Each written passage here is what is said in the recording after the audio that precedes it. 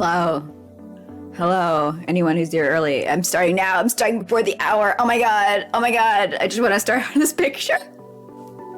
I was like, maybe I can play NeoQuest today if I finish this early. And then I opened it up and I had to look at it. And I was like, oh, I've got so much to do. I've got so much to do. We'll see the speed at which it gets completed. I want to believe, but it might be just like a more than 2 stream drawing because it takes a long time to color things. That's all there is to it. I did start the coloring off Scream sometime last week. I don't remember when. I just wanted to like start laying down the flat coloring, and I didn't get very far. I don't even think I need to keep the oh wait, no, I did this on stream, didn't I? Because they did her little X mount, her little X little face thing on stream. I remember that. Okay. I'm bullshitting myself.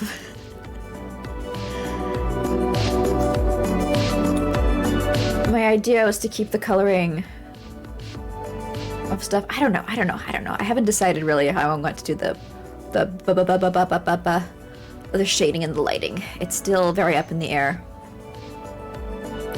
We'll see.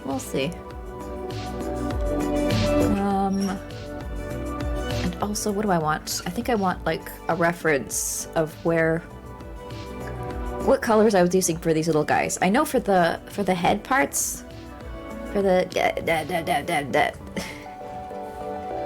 these little blue meanies, for like around the face, I want it to be purple.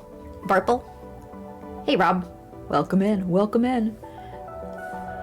So I know that, but I don't remember what I was planning on doing for like the little fluffy bodies, because I did for people who weren't here last weekend. I think I completely redid a lot of work on this drawing. I wonder if I still have the old stuff. I might have deleted it. Oh no, there it is. Like I already did this. And then I was like, no, I want lines. So I last weekend did the sketch over again. Good timing. I checked it. I don't use notifications. Yeah, I have notifications, but it's hard because I only want them to be on for certain hours of the day, but I can't figure out how to set them on like a timer. So I'll be getting them like in the middle of the night. My phone will be vibrating because somebody went live on Twitch. It's a real problem. The art's charming as heck. Thank you. I am drawing a VTuber Rococo Prufe. She's a clown. She's the #1 clown for the worst parties. I don't remember her tagline, but she's great.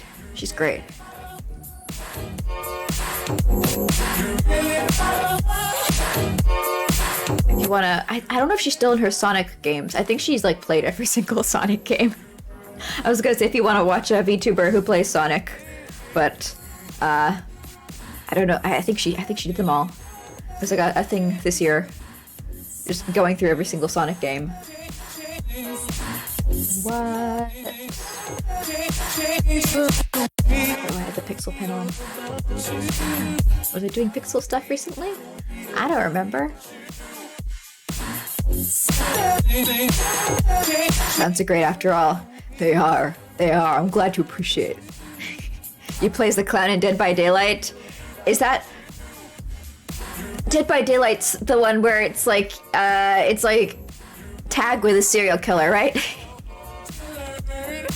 I see a flaw in the line art.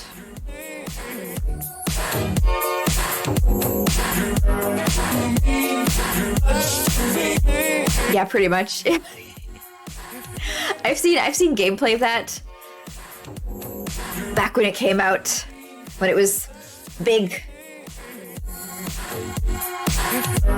It's fun. Bit of a weird game. Frustrating as hell usually, but sometimes it can be good. There have been so many games I've seen that they do that. They've tried to do that kind of gameplay where it's like 5 against 1 and they're all controlled by players. I've never seen one that like really got the formula right, but clearly it's like a really inspiring idea because people try it over and over again. I guess they're like, if we get it right this time, it's gonna be fucking amazing. It's worth it to potentially fail. The most recent run that's doing that is Dragon Ball Breakers. Seems that one's doing okay. Nice. You love to see an anime game succeeding. And not just being like a very, very lazy cash grab. There's so many animes where I see they've got like 70,000 games out, and I've heard people mention any of those games 0 times. And it's like, oh, I see what that company's doing. Although I'm very not clued into fighting games, so maybe there have been some successful anime-based fighting games. That could be true. That could be a valid statement.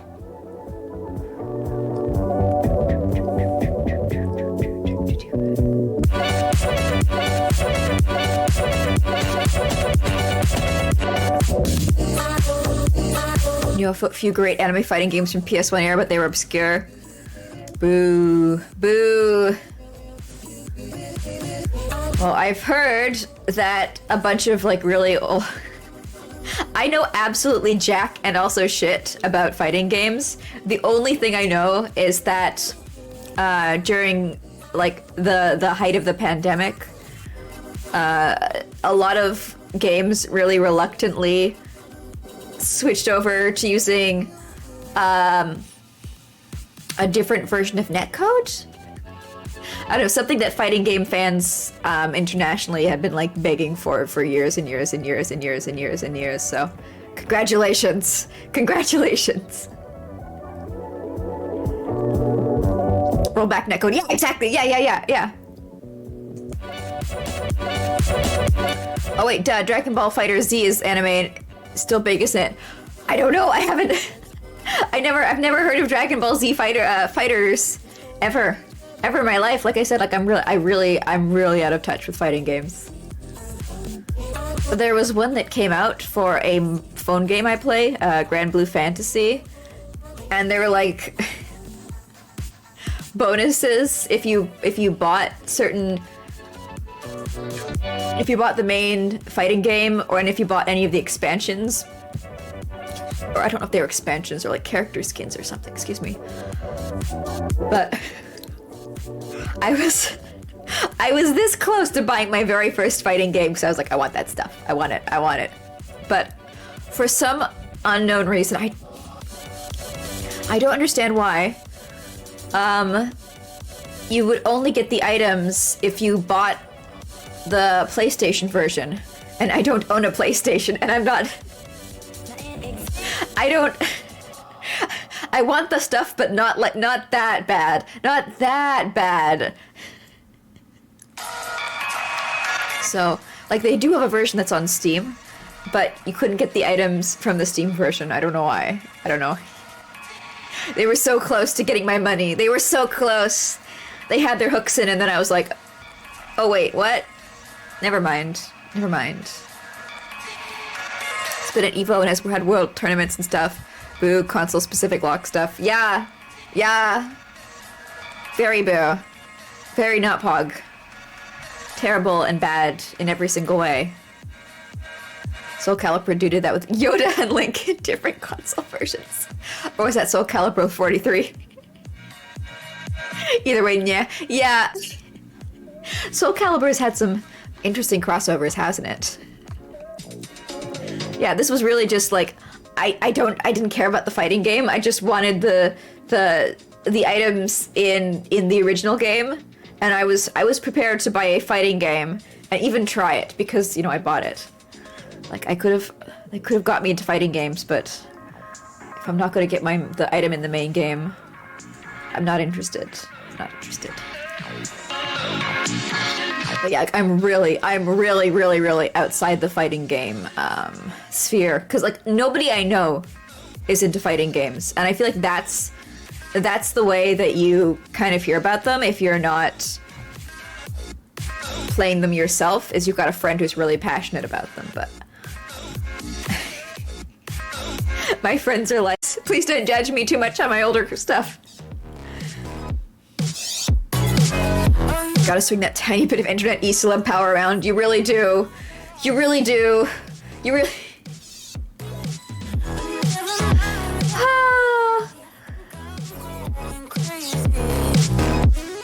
It's really wild how people just can't be chill. They just can't be chill. They can't be chill and cool and like... It's like... It's same with like moderators too. I've seen so much drama with like... moderators of a forum with like 1K users. It's like they get too big for their britches and start like throwing around their power and their clout. Could write a thesis about internet moderators? I'm sure you could. I'm sure. I ran a group. I guess I still run it for 10 years or so, and like.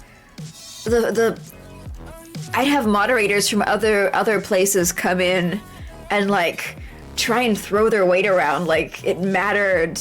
There was one time this guy came in and he started LARPing as a character out of the Matrix or something.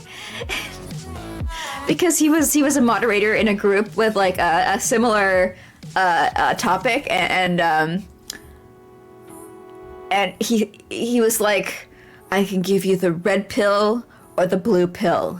You can stay inside the dream, or you can see how deep the rabbit hole goes. I've never seen The Matrix. I'm quoting based off of like cultural osmosis here. But like his whole thing was like, he was from a group that had the same focus. So he basically wanted us to like come be like a subordinate mini sub-forum inside their group. A corrupt admin was why I got permanent banned at the height of my popularity back on a private RO server. Oof. Sorry to hear about that. Also, hello, Bluebelly. Welcome in. Enjoy your life as a clown. That absolutely sucks, though. Red. Blue. Green. Yellow. Purple. Uses GM power to force my friend's character.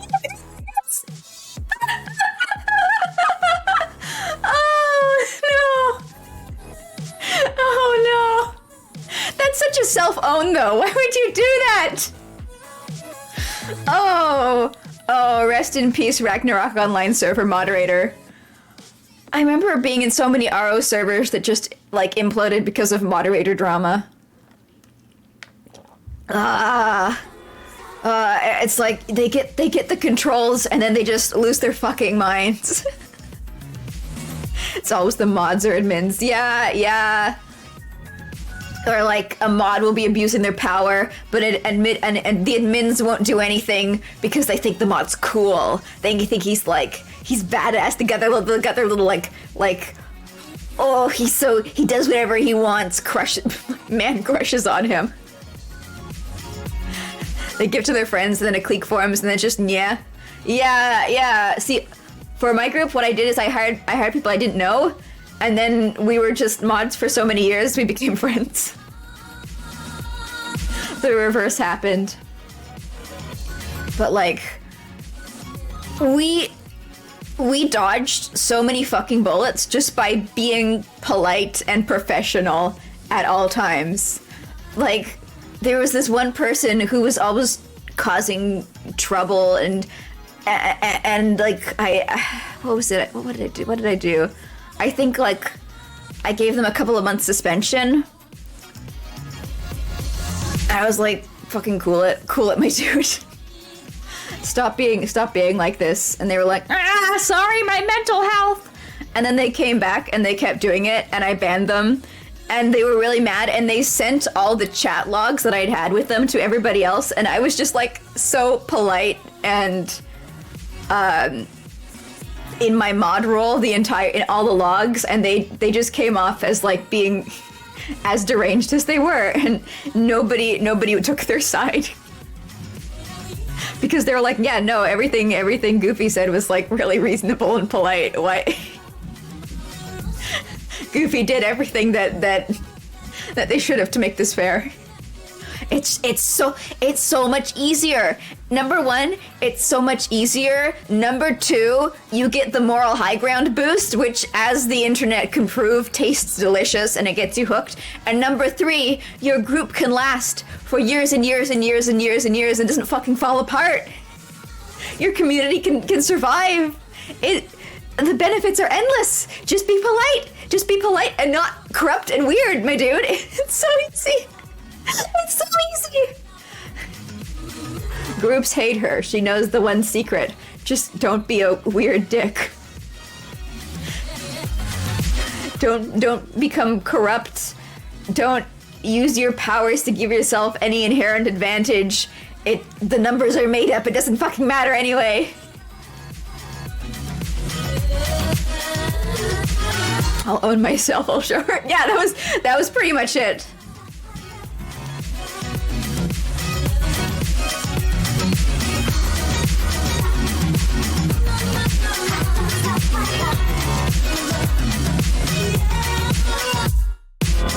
I don't think I've ever been on the receiving end of like moderator actually, that's not true. I'm sure I have been, but I'll bet you anything I was just too fucking clueless to notice it. I'm sure people have tried to bully me and like put me in my place and treat me badly as moderators, and I have just not fucking I just haven't noticed. That's like the more reasonable reality. Cause I can be so fucking oblivious. People will say something to me and somebody else will be like, I can't believe you didn't slap them in the face, that was so rude. And I'll be like, oh, huh, what was it? oh, it didn't bother me. Hello, Mr. Frank Alert, hello. How's it going? How's your day? I often get in fights with the moderators on Steam somewhat often, but they're thick enough to give you a 2-week forum ban for calling a guy clown. They deserve the harassment. Oh man, fighting with the Steam mods, but why would you do that? They can... What can they do? Do they have any powers? The Steam forum mods. They just have power over the Steam forums, right? Never been. I've been on like the individual forums for games, just in all the like the problem solving threads where it's like how to get this janky old ass game working because Steam doesn't care about you know they don't care about making sure old games run, unlike GOG. GOG tries. Steam will just like straight up sell broken games. It's very meh.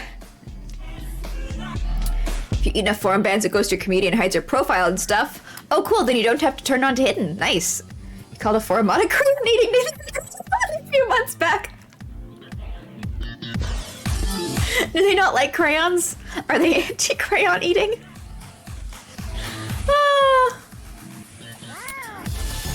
I don't think I've ever gotten in like a fight on the internet. I remember back in the day there was like an art site where you could draw on like the app on the site. It was hello Billy, hello. It was kind of like an okaki. I remember okakis. I was too good. I was shy and polite on okakis. But I remember on this one, like I'd never fight with people, but I would mock things that I thought were bad and stupid and dumb by like making making my own version. Like, there were people, what did they do? They did like this, they tried to do this like role play group that was like sexy historical leaders. And I think I made a character to join, and it was like Pol Pot or something. That's as sassy as I've ever gotten. But as I got older, I'm like, I can't muster up the energy to feel any sort of like hot takes for somebody who I don't even know. The heck, that's a choice. Yeah. Like trash cans. I just said I felt bad for trash cans. I said I pity your sad existence. That's very different. That's me showing pity towards you. That's not me showing distaste.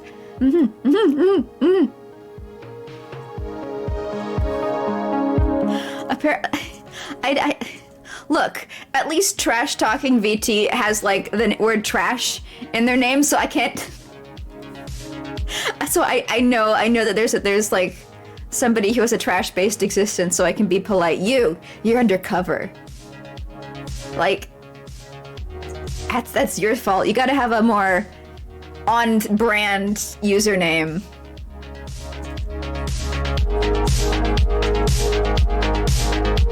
You're still trying to steal his name. We gotta catch him first. That's the key.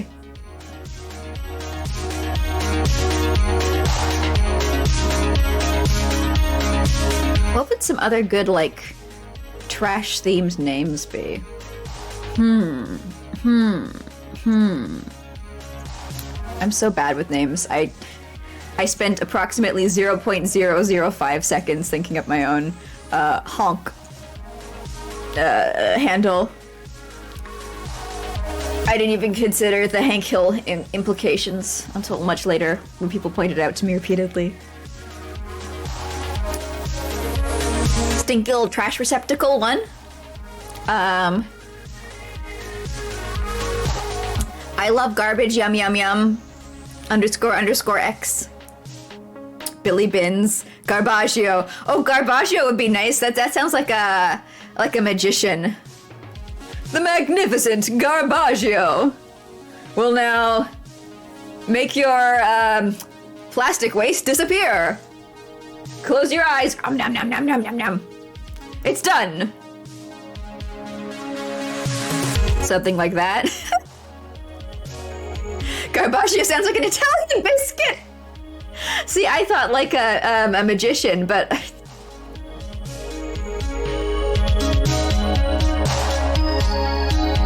I like Billy Bins though. That's like, you know, it's the same energy as Billy Smiles, but a little more trash themed. Spent an actual hour in World of Warcraft back in the day for a cow man. What? You think you spend like 20% of your game time in most games thinking up character names? I just go with something that rhymes, or I remember back in the back when I did Ragnarok Online, I think I got inspired by, and I shit you not, Captain Underpants. I think that's where it came from. There were characters in that children's book series that had names that were like a misdirection. Like her last name was Direction and her first name was Miss, and it was like it's a play on words. And I took that. I don't. Maybe it was from I think it was from Captain Underpants. I think that was it. Oh, in Ragnarok Online, you were way younger, so you were lazy. It was all variants of your name. Dark Rob, Holy Rob, so on. I like that, though. Holy Rob the priest, Dark Rob the assassin. That works. Dark Rob was your Lord Knight. Lord Knights are good. Lord Knights are holy and shiny and stuff. They shouldn't be dark. Unless it's like Dark Knight Batman parody or play. For me, all my old usernames were like embarrassing misspellings of stuff. For those of you who were here yesterday and you saw when I briefly showed my old Neopets life journals and you got to see just how horrendously bad I was at spelling. I remember I really liked the TV show Nanalan. I still do. It's utterly charming. It's so fucking delightful. If you guys have ever seen Nanalan, it's like it's the most wholesome goddamn thing on this entire fucking... It's so good. It is so good. I love it. Ah! I'm gonna cry thinking about Nanalan. Crying live on stream thinking about Nanalan. But, like, I wanted to name myself Nanalan, but I didn't... I typoed Nanalan, so I was Lananan. I was Lananan for a very long time, and I genuinely did not realize that I was typing Nanalan, and I figured it out, like, 18 years later. It took me that long to realize what I'd done. There was a stream Sorry, I think I dreamed it. I got confused. The puppets are so fucking funny. They are. I love them, and I love how there's like, they've got their own language. So the characters are just like, Raffles, no, Raffles. It's just, it heals me. It heals me inside. And then I liked the name Myst, the game Myst, which I can never beat. And so like my original Neopets username, it's long gone now, sadly, because you can't have anything nice on that site, was Myst_2000, because I think 2000. I don't know why it was 2000. I guess I thought like 2000 was a cool number. I'm sure I joined later. I'm sure I joined in 2003. That was it. And like a lot of my old usernames, I'm genuinely not mad about. I think Myst2000 is pretty cool. But then like there was like an era where I just like I went weeb, so I started putting like Chan in all my names. That was bad choice. No one beats Myst. I beat it more recently. I got really motion sick, but I did. Goofy Chan. Yep, Goofy Chan. That's me. Oh, it hurts to remember.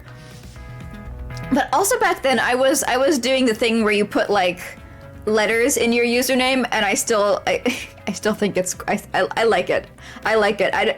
It's one of those things where it's like it's become so tacky that it's like circled background to becoming something I like and I think is cool. It's come full circle. What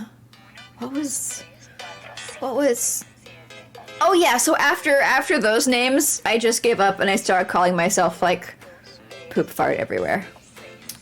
And then I still do that. That's my current naming scheme.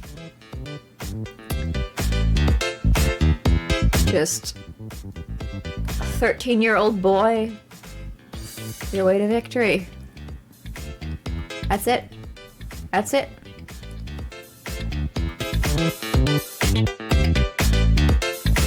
Ah.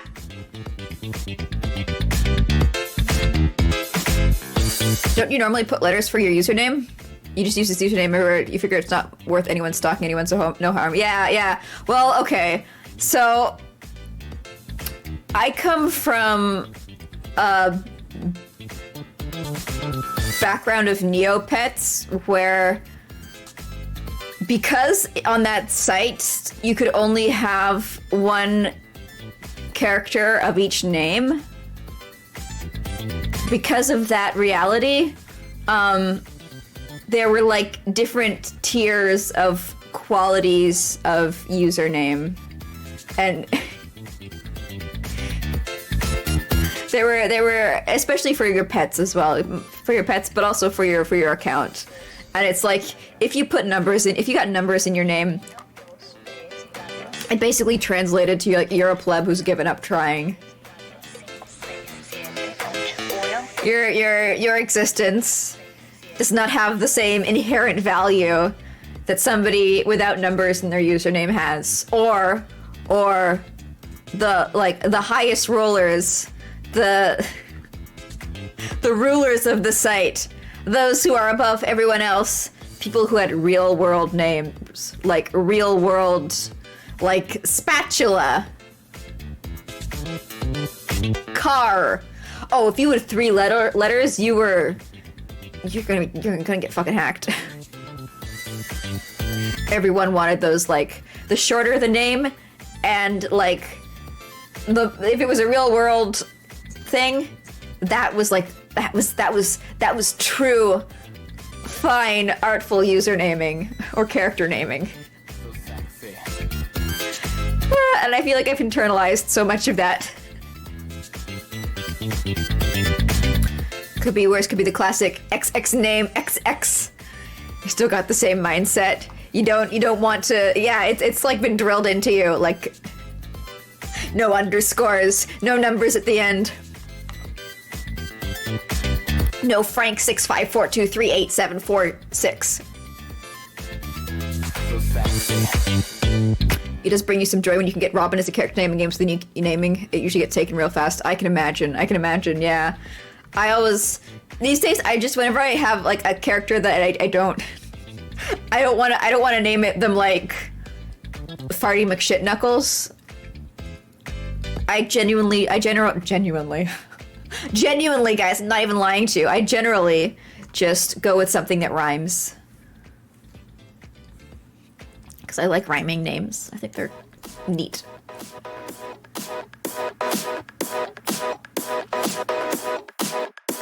I want names that make people go, ah, or alliteration. I like alliteration as well. That's good as well. Something that makes the name feel like nice and musical.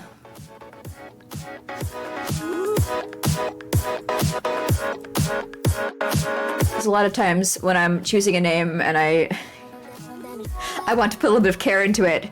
It's in an MMO or something like that, where you can do like a first name, last name kind of deal.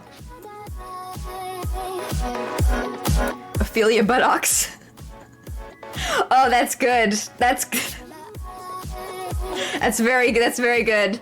No, that's like a pun. That's a pun. That's like a drag queen name.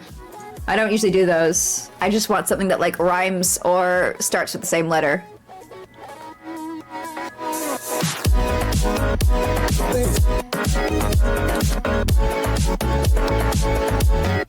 That's why I like the little dudes in Final Fantasy XIV, because like their entire culture, their society is built around names where it's like the same little collection of letters repeated over again. So you'll have like wababa.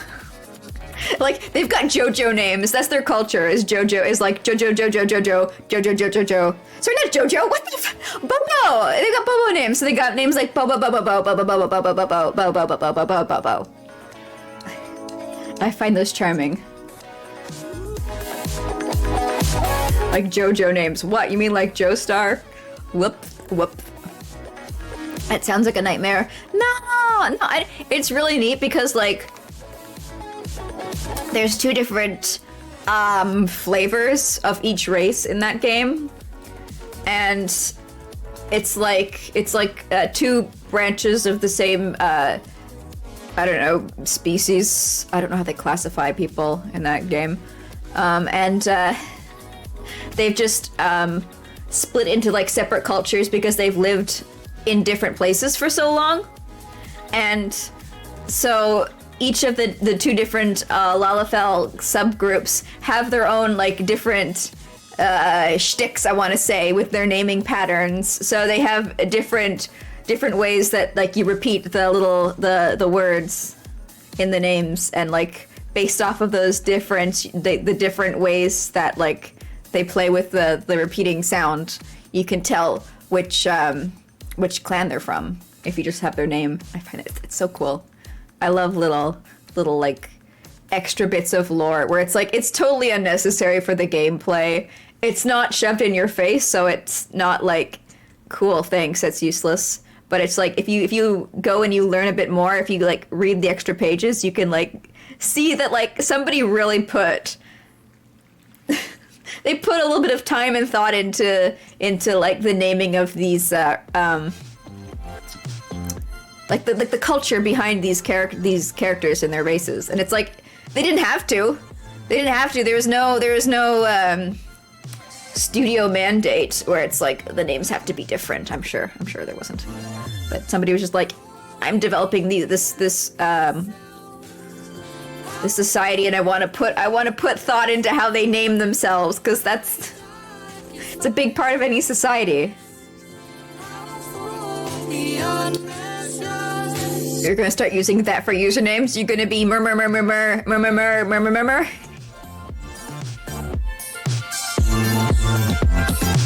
Of course, you don't have to use like the official, like a lore-friendly name. You can call yourself, I don't know, Tiny Spit Roast or whatever. But for people who do want to do that, who want to have like character names that make them fit in with the universe, they got that. They got those extra tips to use, and they can use the automatic name generator and like build their own name off of that.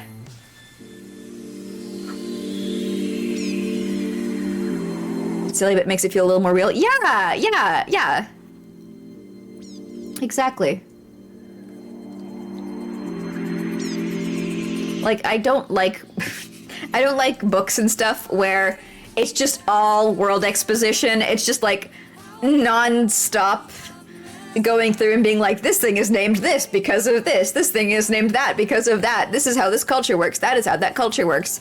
But in games it works a lot better when it's like you can have these like the custom name generator for making your character changes and is lore accurate for each species you choose, things like that, where it's not interrupting your gameplay, but it's like, if you're like, oh, why are all these like this and why are all these like these other ones like that, you can go off and you can read in the wiki and stuff. I think it's neat. I think it's neat.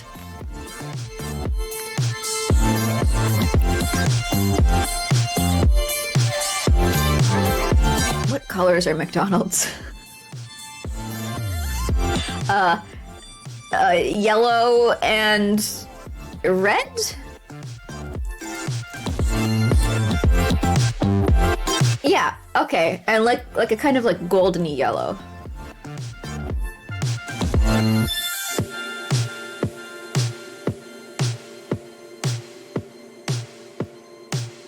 Yeah, like that.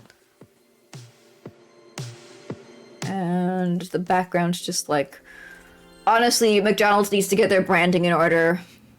Pulling up their logo on Google Images, there's like 3 to 4.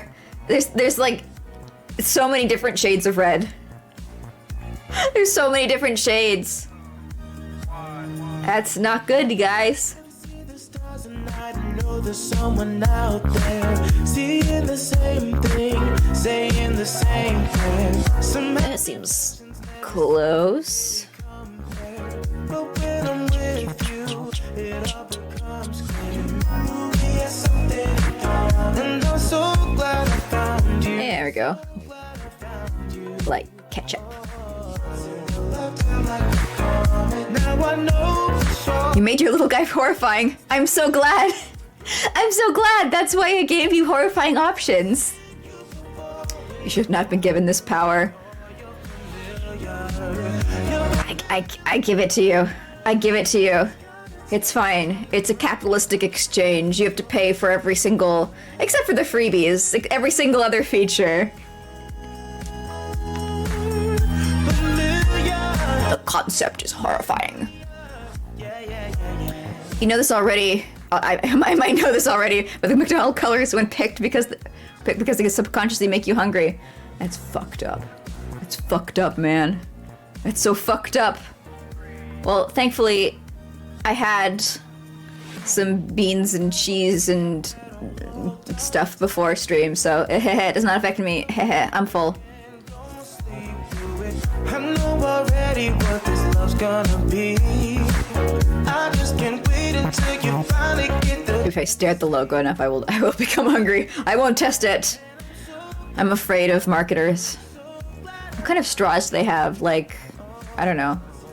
McDonald's straw. Oh, they're vertically striped. Okay.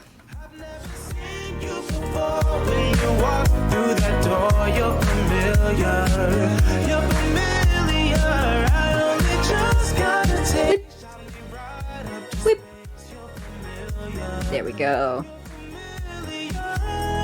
I'm fairly yellow and red. I guess I am. I think I forget that my red's red. I'm like, it's I don't know. I look at this color and I don't see it as red, but I think that's because I've got like a cool undertone, and for me red is like bright. But it's fucking red. It's fucking red. It is entirely.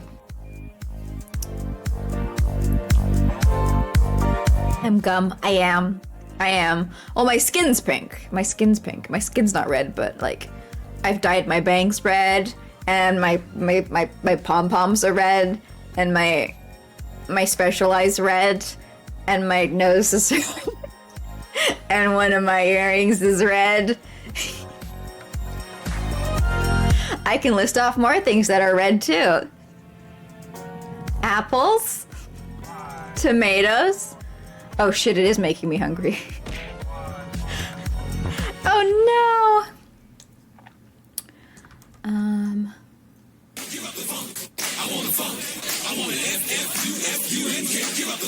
Thanks, pink little clown. Thank you. I'll sate my hunger with thirst. What? I'll sate my hunger with drink! I've got some really nice air quotes matcha.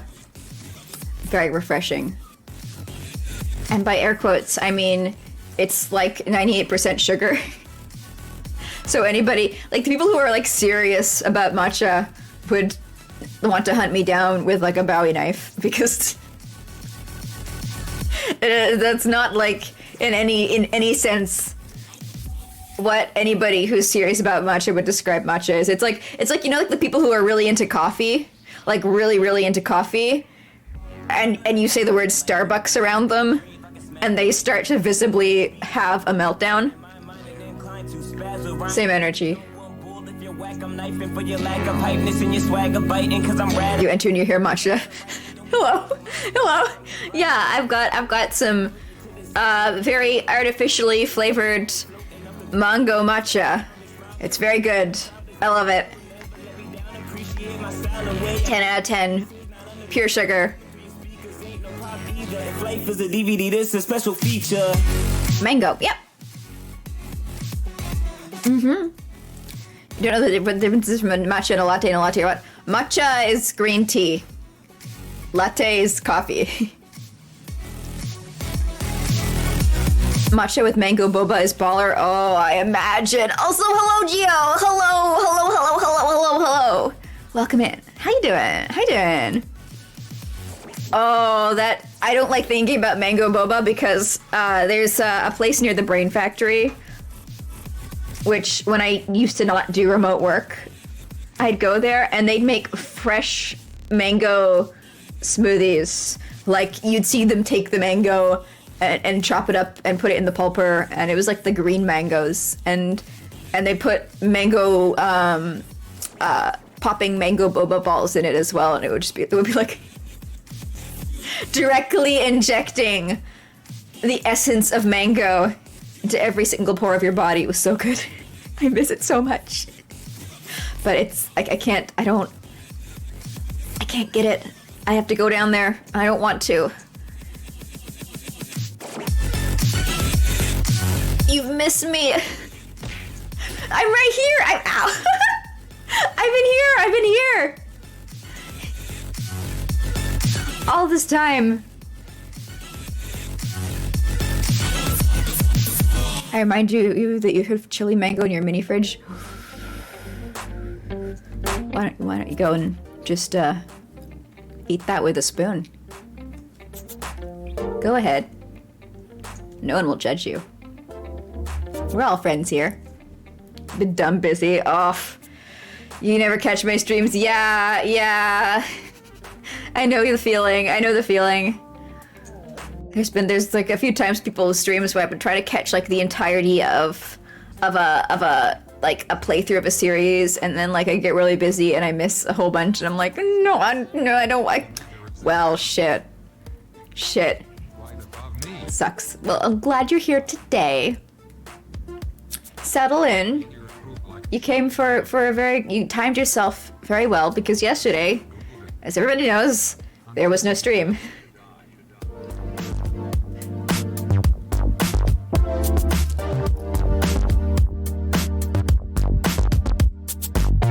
Why is there a little bit of skin showing right here? What's up with that? What is causing that little dot? What is causing that microscopic little flaw that is driving me nuts? Oh, okay, I don't have... yeah, okay. I didn't have the background color. Got it. There we go. Until you die. Have I been, though? Consistent. As good as always. You like the orb and sphere text. Thank you. I got excited when they added in the ability for custom tags. And I think I added a bunch of like mean self-depreciating ones, and I was like, no, let's replace them with good tags. A singular pixel should drive an artist mad. With Live 2D, it gets worse. With Live 2D, there are times where I will have the art open in clip, and I will zoom in, and I will examine, like this looks clean right here, like this divide between these two colors, it looks perfect. It looks like everything on this side is colored as it should be, and everything on here is colored as it should be, and then you'll bring it into Live 2D, and you'll start to move it around, and these invisible fucking gaps will appear. These things that are not visible at all in clip will start to manifest, and it's like, what? I have that problem with one of my hands on my new model, where it's like I can't figure out where this visual issue is coming from. I've spent so long, and like it'll appear and it'll disappear. It's driving me mad. Never stop moving. Makes me want to shove a steering wheel down my pants and say, "Yar, it's driving me nuts." Hey, Swamp. Hello. Does Live 2D only work with raster? No, it works only with vector. I've never seen people use raster art with it.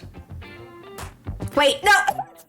No, the other way. It only works with raster. It doesn't work with vector. Fuck. I know exactly what you're talking about, but my brain flipped them around. Yeah, it only works with raster art. But what it does is it puts the art into a grid, and it deforms the grid, basically exactly like mesh transformation here. It's like it does the exact same thing as mesh transformation, only much more powerfully. Ha0nk having an Edgar Allan Poe moment my entire life. Sometimes other colors penetrate. Yeah, it's so frustrating. It the tilt. It's like, where's the knocking coming from? New model? Oh, I've been like posting about it on Twitter for a very long time now. I figured everybody knew. But I'm working on a new Goofy. I've been working on a new Goofy for like a fucking year now. Let's see here.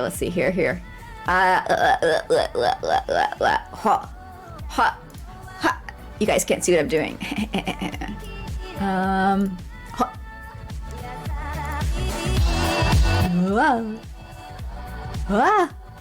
Behold. New Goofy. Mm-hmm. There's been some progress made since I think last time I showed it on stream. Maybe not, but let's go. I know, right? I'm one day I will have more complete legs and I'll be ready to debut. I don't know. Maybe. I'm already at the point where it's like I've started to change things. Again, but like, no, don't worry, guys, don't worry. I'm in control. The ice so much better. Yeah, I know. Thank you.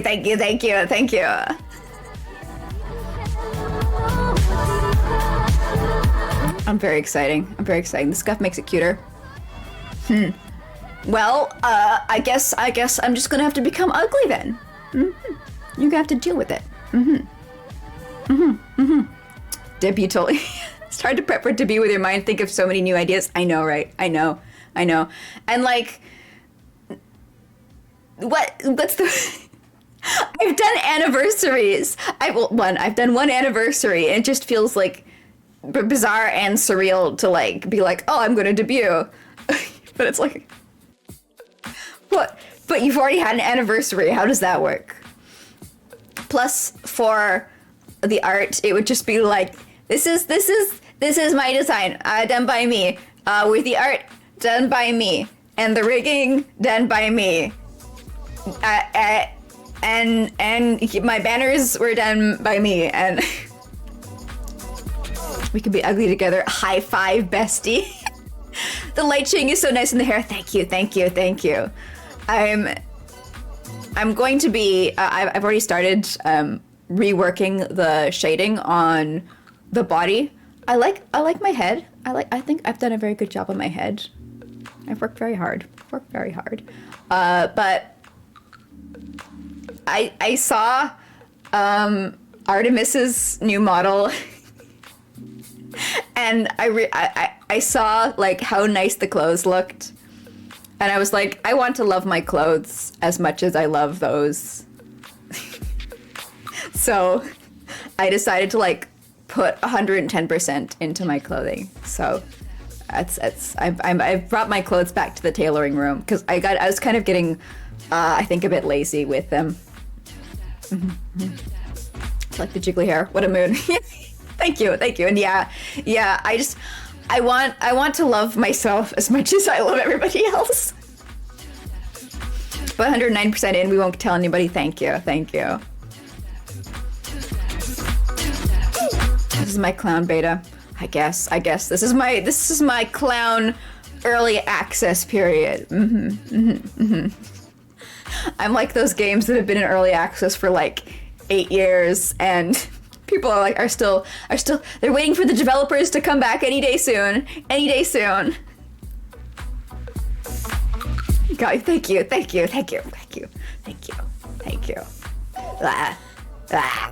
All right. Let's go back to the old one. I'm still working on like the tuning for this, so I feel a bit weird with it. I feel a bit self-conscious.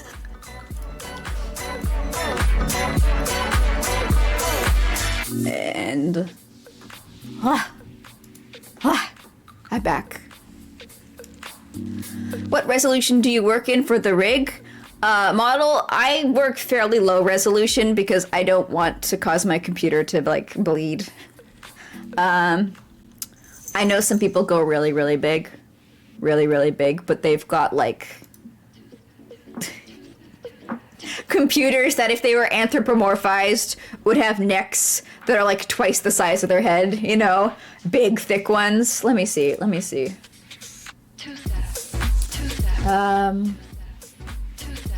What?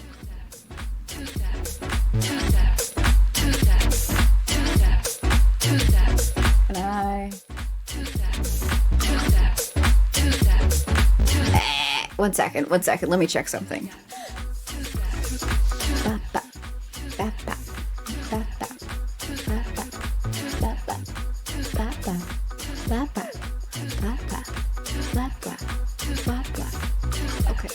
Okay. It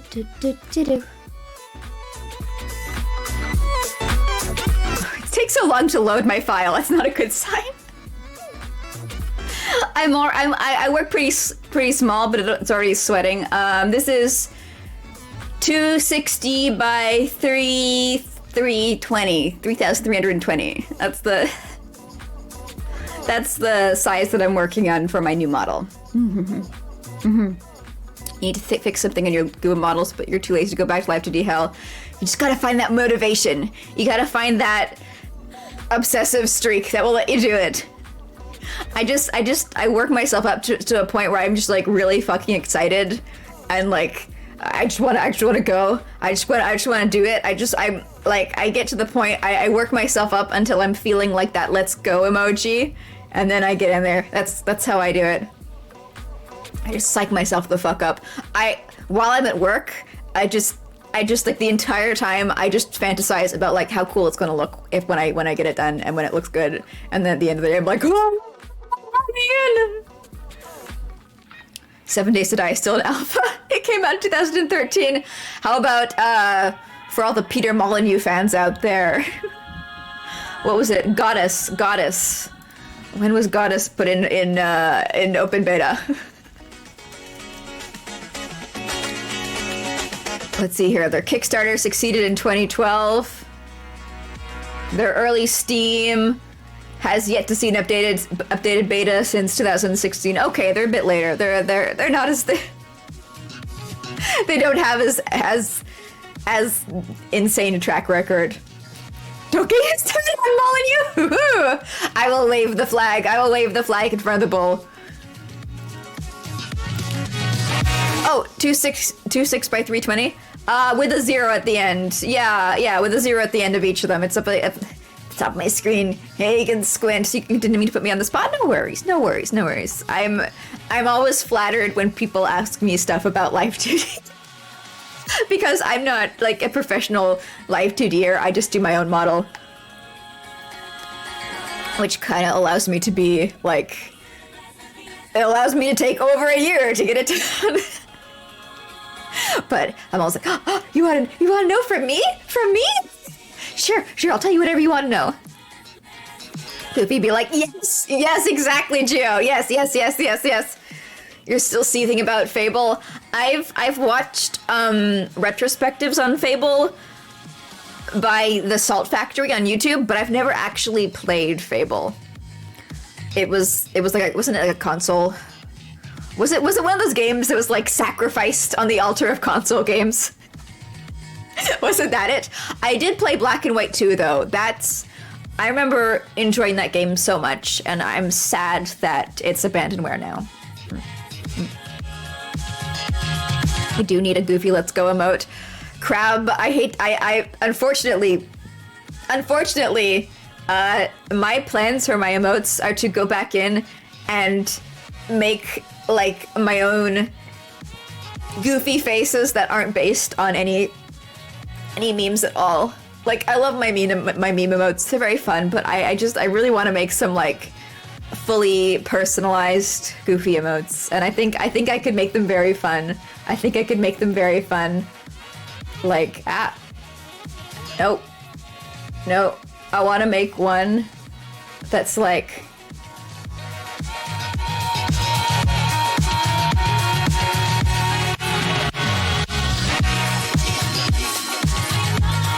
I want to make one that's like this.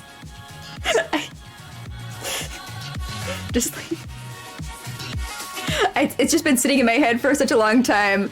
I want like a happy emote that's like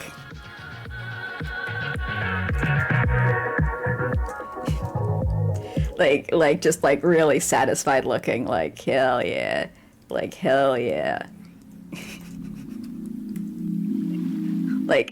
kind of Muppety.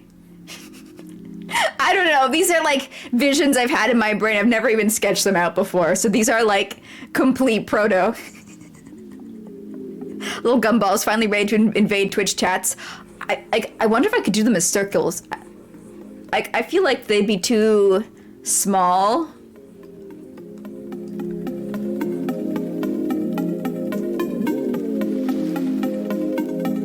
I guess this is more like a smug. If I could get them to be just like complete circles, I think that would be really cute. Like, fully gumball-ize them.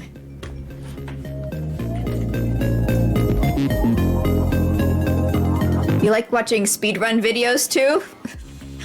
Fable? There's some ways to shave off time. I imagine in that game, Fable feels like 90% filler. I imagine you can get through the actual main plots of those games very, very, very, very, very, very quickly. If you don't try and like create a challenge for yourself where it's like, marry every single person in game and then kill them all. Looks just like me, exactly. These remind me of Grounder from the old Sonic the Hedgehog cartoon. Grounder. Who's Grounder? Really? That's some deep connection there. It must be like some kind of emotional linkage between the two. Looked like smug Grounder. Yeah, well, like a honk smug, stuff like that. But it's like not traced off of the cat. It's just like my own take on a smug emote. You can easily get money and buy in-game equipment. It's like, yeah. The expression looks this. Grounder, smug Grounder, smug. Show me a smug Grounder. I want to see a smug Grounder. I got a picture of a sexy furry rooster shaking his bum. I got this. This is really small. Let's see if I can make this larger. It's so teeny. Ah! There we go. That's not really smug. That's more, I can do it. I don't like his little drill hand. I don't like his drill hand because it looks like he's got a single like cat finger, or like it looks like this is a finger and then there's like a weird like bone protruding from it. I don't know. It makes me feel uncomfortable.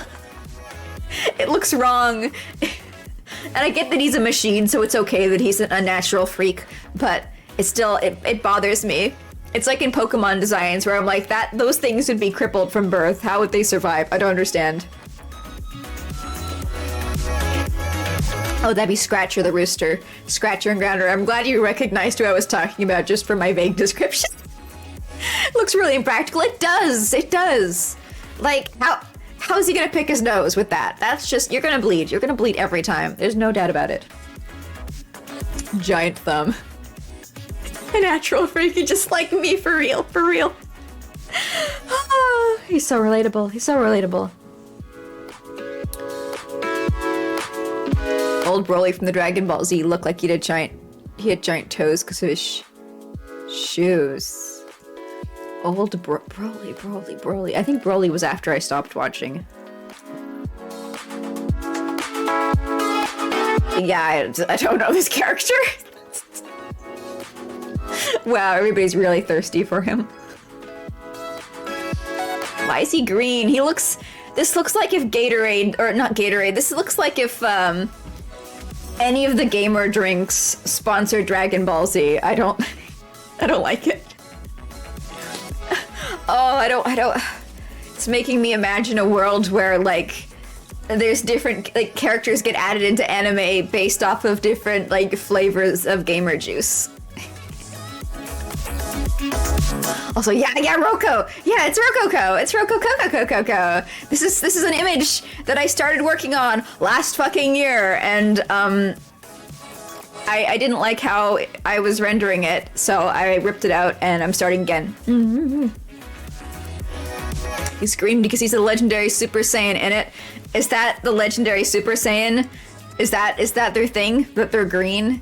Was there an ancient legend passed down from time immemorial, from before the Saiyans took to the stars, back when they were crawling around on the ground, scratching each other's asses and picking fleas out of each other's fur?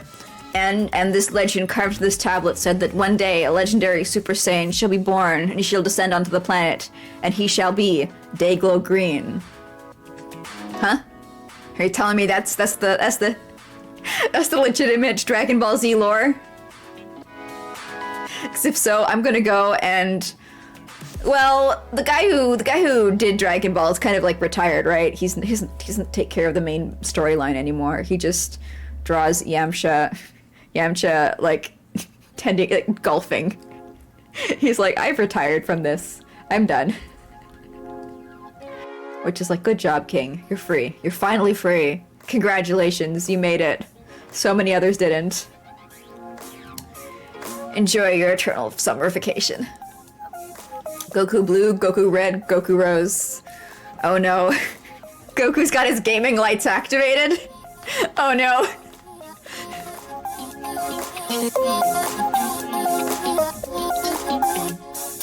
How did you know? It's because I'm such a Dragon Ball Z fan. I am #1 Dragon Ball Z fan. That's, look, you caught me out in the charade where I pretend not to know anything about where the comic is now. I've been following it like a hawk my entire life. There's a difference between the legendary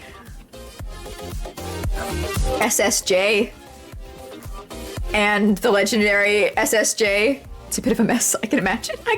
There's a Silver Goku too now. Is he like Metal Sonic?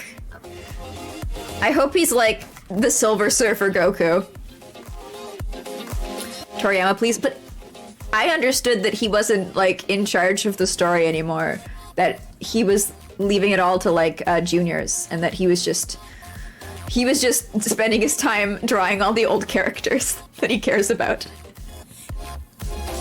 That's all he did for that's all he's doing for the franchise now. I could be wrong though.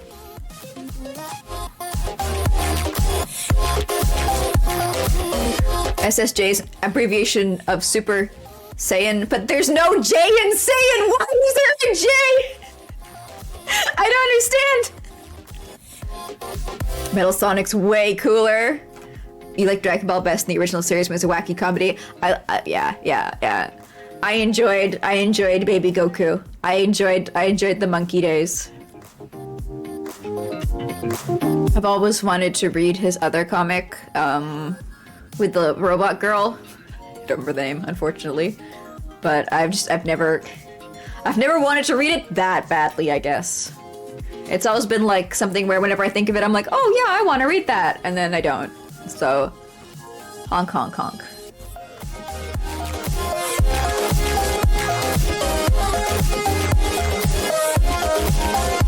Why did I draw some white up there? What's wrong with me? Nope, that's not it. There we go. Dr. Slump. Yeah. Ariel. Yeah. I remember, I went to a local convention one year, and I was like, I want to get some physical copies of that book, 'cause that'll get me to read it. Conventions really only just sell like the newest stuff. I forget that sometimes. I forget. Like, the only time you'll see stuff in conventions that are older is if they're classics, like undying classics like Dragon Ball, or if it's like merch, it's because the person just recently discovered this old thing. Like, I remember one year I went and there was art of Alien 9, and I was like, oh shit, art Alien 9? And they were like, yeah, I just started reading it. And I was like, oh, cool. Well, I hope you enjoy. Love that comic. I mean, love that comic.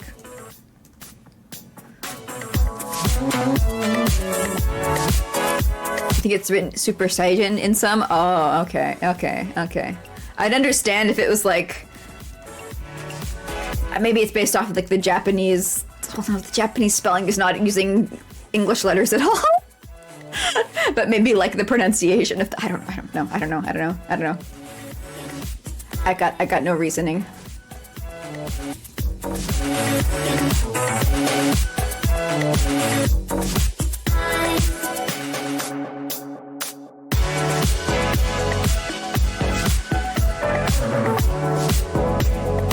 Ha0nk, you say? Exactly. That's exactly what I say. I think I stopped watching Dragon Ball. I think it was honestly around, well, Dragon Ball Z. It was probably like, was it like when Majin Buu came back? I remember he was there and then he came back. I remember like the Mr. Fuck, what's his name? The wrestler, the funny hee hee ha ha wrestler man, and his daughter. And it was like going into the plot where it's like his daughter's gonna obviously marry Goku Jr.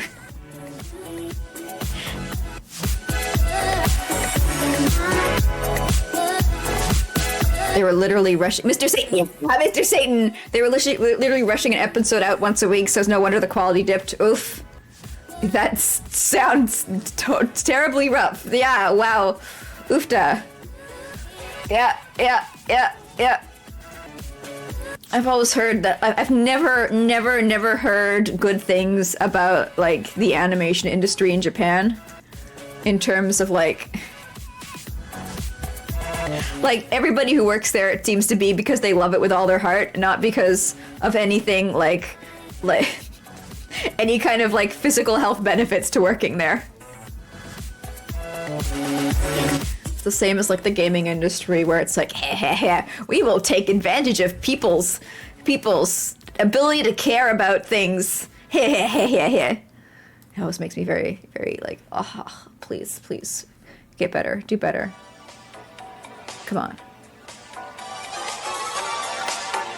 But, like, the last I heard was, like, a recent tweet from somebody being like, the industry is struggling even more because literally everybody's leaving. Everybody's leaving because everybody's so tired. And so there's no people to train the new animators, so the quality's dropping even further. Because, like, the only people remaining are, like, newbies who are just coming in. And it's like, oh no! Oh no! Imagine image boarding, voice acting, animating in a single week for the most popular shonen anime ever. I cannot, like, there's, I can't. I already have, like, so much thoughts about the webcomic industry and how it's, like, we're expecting people to put out stuff that has the same level of quality as comics that are done by full teams. Full teams with, like, so much more job security. And looking into animation where it's even, there's so much more work, I get very, very sad. Very, very sad. All the animation budget going into One Piece. Is the animation in One Piece good? I've never really seen any. I mean, like, obviously with stills, it's always like it's easy to find stills that look bad for any manga. I mean anime, but I've never seen a still from One Piece where I was like, wow, that looks nice. Well, the old webcomics used to watch finished or died. At least 8-Bit Theater had a proper ending. That's nice. That's. I'm trying. I gotta warn you guys, I am biting my tongue about One Piece. Y'all, if you've been here before, you've known I have feelings about One Piece that I don't feel comfortable expressing because I don't want people to be mad at me. I don't want people to be like, Goofy, but I like it. It's a fun romp. It's a fun romp, Goofy. Who could ask for more? I could be like, me! I ask for more! I demand more! Give me more!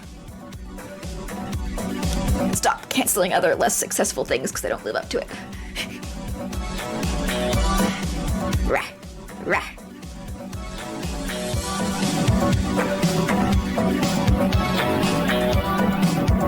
After so many years, it altered a lot, but it improved in Wado a ton. Good, good, good, good. Glad to hear that.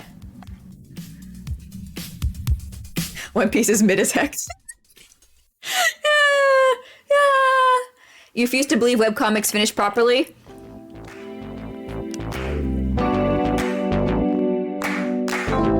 I've seen... There was one webcomic that I used to read called Scary Go Round. And while the ending felt a bit abrupt because it had been going for just so many years that it was like, really? It's possible for it to end? What the fuck? It did like they did. There were pages where it's like, and this is where this character went, and this is what happened to that character, and blah blah blah blah blah. And so it didn't feel just like dropped like a fucking brick. There's a lot of webcomics where it feels like they end because the author finally got a job offer to work in like the air quotes real comic book industry, or like to work on a TV show, and they ditched their webcomic because it was secondary, or something like that, where the end just feels like it's slammed in your face at 900 miles an hour. I've only seen the core 4Kids dub. 4Kids is great. I love 4Kids. They introduced me to the concept of a jelly donut. You watched a lot of One Piece, but just nothing ever happened. You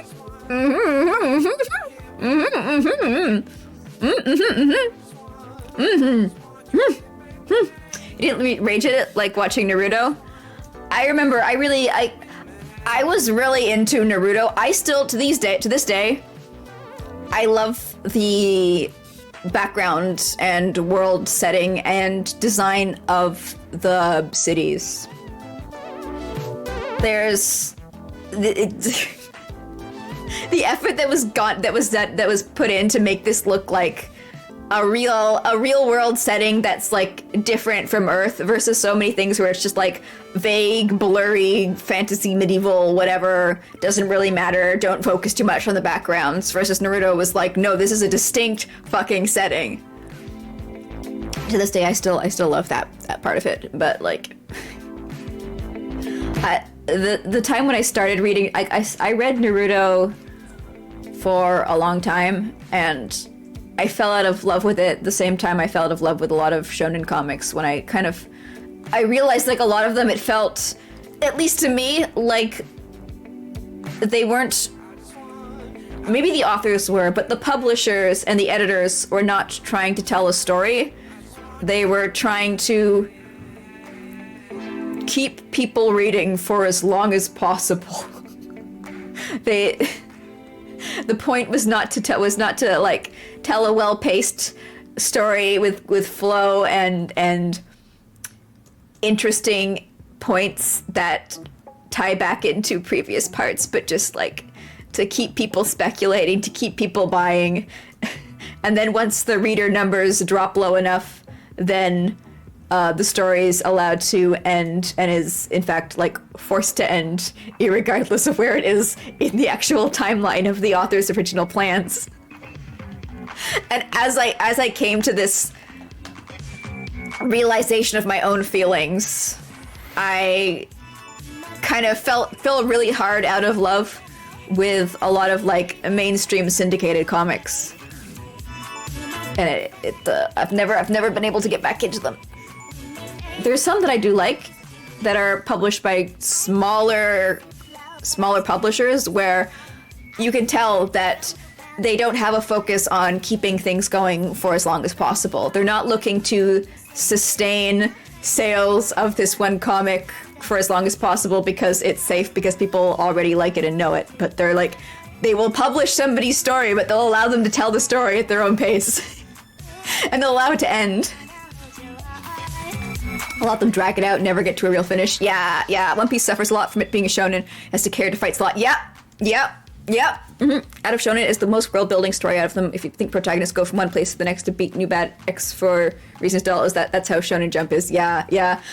I think like when I was younger, I was there's a phase in everybody's life. Some people don't get past this phase, which is good, because when you get past this phase, it can make a lot of things suck for you. But like, there's a phase where you can do the heavy lifting when you're reading a story, and you can imagine really cool things that don't actually happen. They don't actually happen in the story. They happen just in your head, and they make it like so much more rewarding for you to read. Literally all shipping culture. All shipping culture is people doing the heavy lifting in their head and finding their own reason to be invested in the characters based off of something that's not in the story.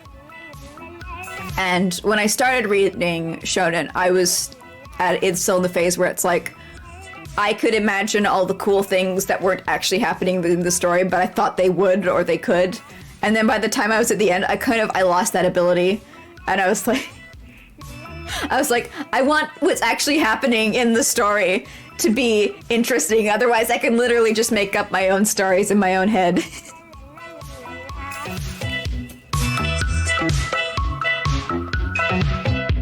You hope One Piece gets the Bleach treatment? I don't think it will, because Oda said he's been wrapping it up.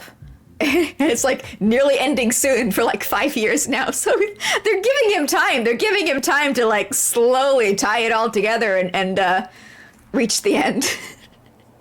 From what I remember, Bleach just had like this really choppy, abrupt ending and people were mad. But like Luffy, are there any people who have like OTPs for One Piece that they like genuinely, seriously believe in? What am I saying? Of course they do. Of course they do. Of course they do. You feel the same about a lot of webcomics? Yeah. But I feel like that's because people just, they start doing their comic without really, like, thinking about the model and what it entails. They're just copying what they've seen be done in, like, the big industries, which is what they think is what you need to do to be successful. And it serialization can be good, but it can also be used for evil. It's not the only way to get things out there, but like in media these days, everything's fucking serialized. Even movies are, which is really impressive, really impressive. So a lot of people just like think serialization is the default way to go. And they don't really question if it would work or not for their specific story that they want to tell. Mm-hmm. Mm-hmm.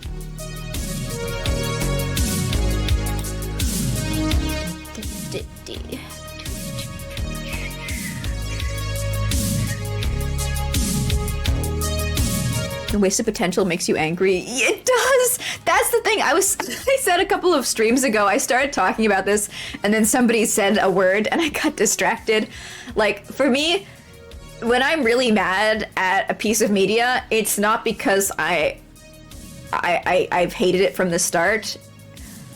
For me to get like really mad and disappointed at media, it's because I've had super high hopes for it in the past, and it's let me down, and I can see a world where it's better, where it's as good as it is now and even more, where it flies even higher, it touches the sun and it doesn't catch fire.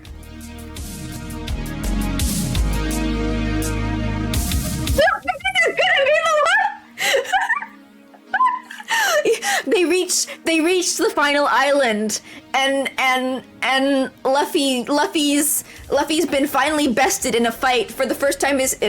Luffy's been defeated so seriously he's unconscious and he's bleeding, and they've shoved all the giant pieces of meat they can into his mouth, and he's still not sitting up, and his nakamas are carrying him. They're carrying him up the steps of the island, because at the end of this story, they've finally gone back to focusing on friendship, and they lift him up and they carry him to the center of this island where there's this lush forest, and it's so peaceful, and there's little motes of light in the air, and there in front of them is a giant statue of Luffy, because of course Destiny has told them that he will be here, and that's what's so funny. That's the big one joke, is Luffy's god, and they lay him down before this statue, and they hold each other close, and they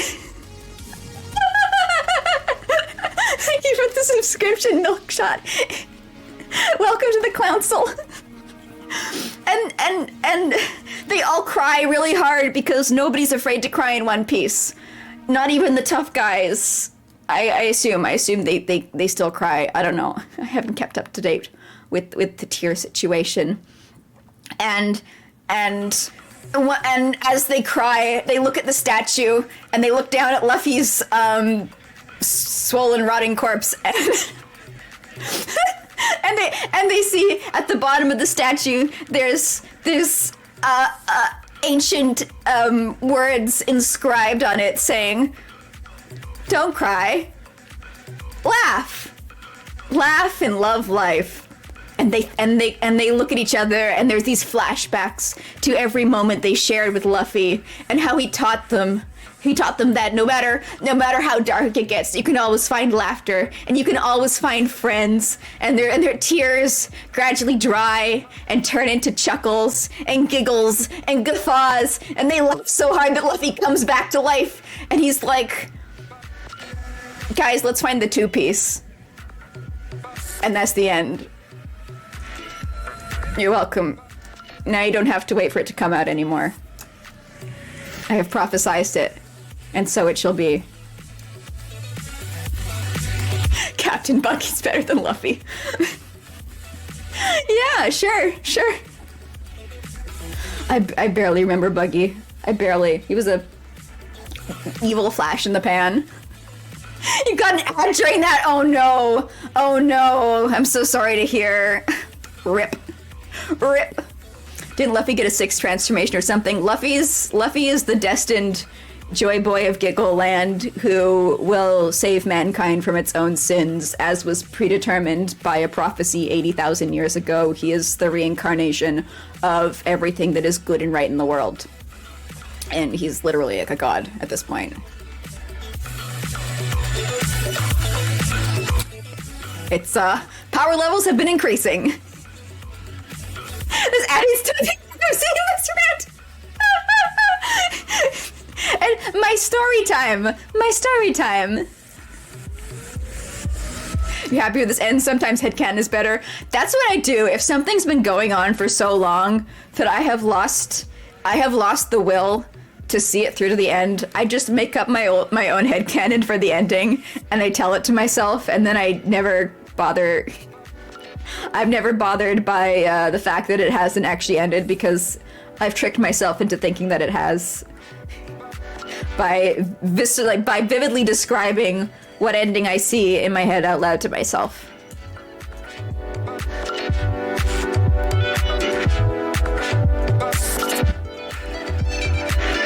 Who's the clown guy who could split his body up? Oh, right. Yeah.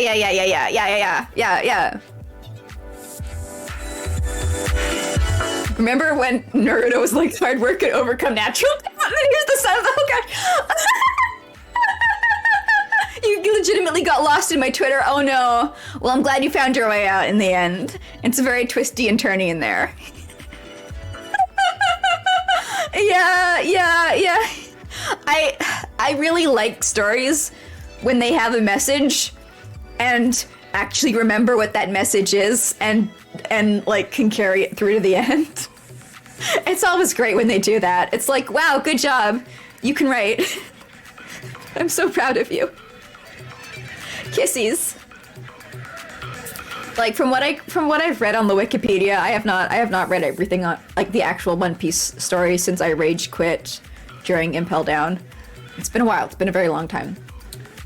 Luffy is legitimately like no shit the predetermined savior of the world, like son of the god, reincarnation of the most powerful being that ever existed. And I was like, I thought the story was about like friends supporting friends. What the fuck's happened? What? What's happened since I looked away? What's going on?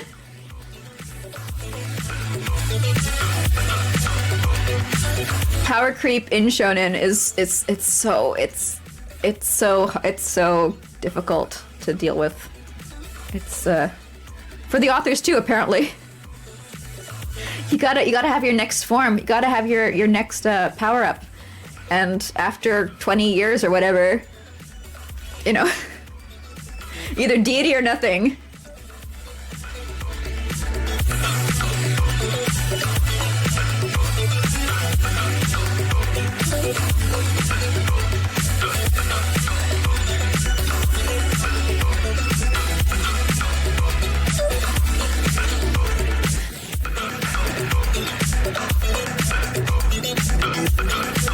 The singing was something else? What singing?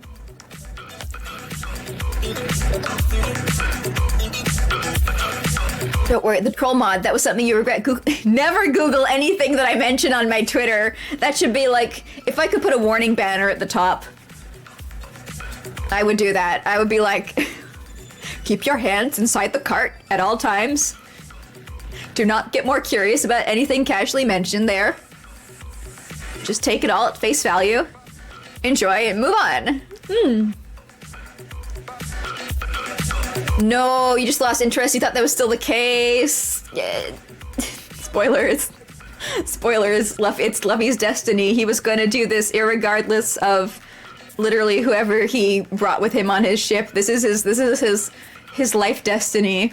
He's got no control over it. He was born to laugh so hard that the world is absolved of all its sins.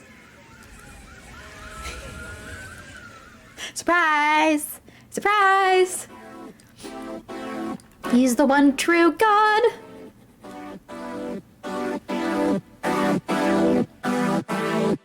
He is the One Piece.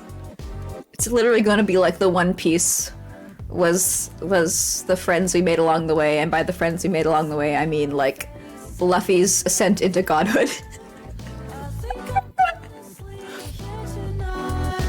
The authors always get lost in it. It's just, oh, this guy has bigger numbers, so I too must be bigger number. Yeah, that's why I think, like, I have absolutely no problem with stories where there's fighting in them. I don't. One of my favorite comics is the Crows series, which is all about, like, delinquent street fights. But I like it. I like them when they're short and fast and impactful, and the victor is more the person who is like, I don't know, maybe this is like a girly thing, is more emotionally prepared and focused and able to win. Like, they can win the fight through their clear-headed actions and like thought, like their own internal thoughts and memories and and like emotional state rather than bigger number. And I find like with that, it's a bit easier to keep things from getting out of control, because it's like your determination wins the fight, which is like, if you lose the fight, you don't know why you're fighting. You need to know why you're doing this, and then you'll get like the strength, the inner fortitude, the focus to win.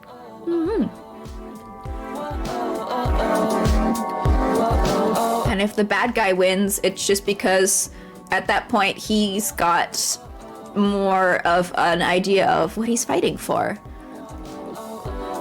Or, you know, whatever. Does that make sense? Does that make sense?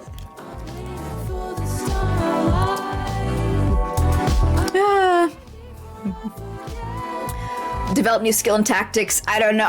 I think like skill and tactics can only take you so long, and then after that the power creep's gonna happen.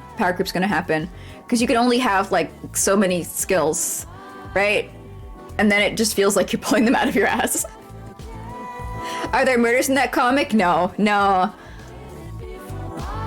only comic that I read that has a lot of murders, read that had a lot of murders, was Soil. Then that's like a psychological thriller. Or Crows isn't it's very wholesome. It's very wholesome.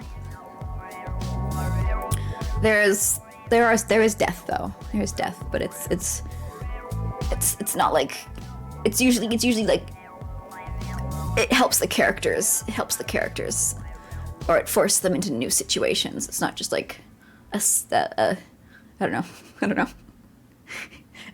Womp fic.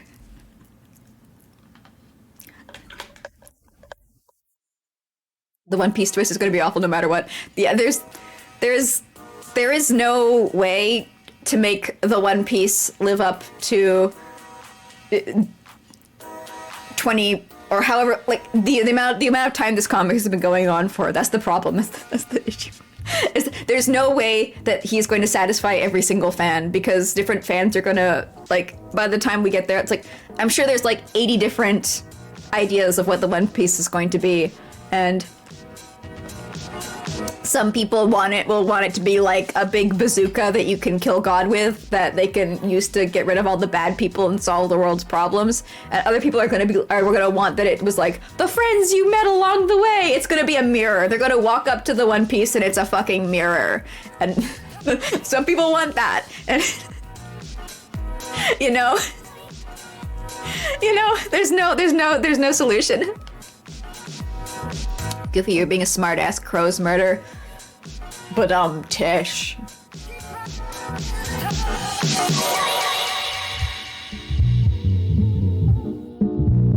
Yeah, Milkshot. See, like, some people are satisfied with that. I'm not one of the people who are satisfied with, like, that as, like, it's fine that Luffy's a god now because his friends totally still helped him, because we don't see the other realities where he didn't have those friends. So there's no way of us knowing for sure. We just have to take it on trust, you know? I hope it's a crab too. I hope it's like the most beautiful crab ever. And it's like, oh, it doesn't. It's a talking crab. It's a talking crab. And it just like runs back and forth a little bit and it goes, snip, snip, believe in yourself. Snip, snip. Or it can actually just be a pile of gold, but the money has no value after all their adventures.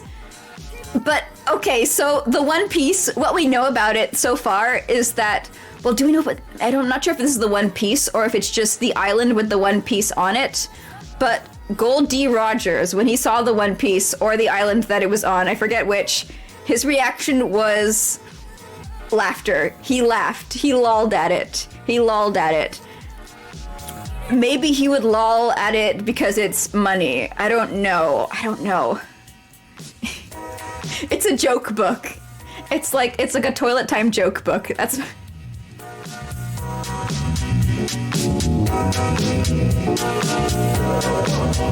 But like, if it's valueless, I guess it's like, oh, it's valueless, but like the reason why it's so difficult to get to is because only those people who got to it through the power of friendship have the ability to realize that it's valueless. I don't know.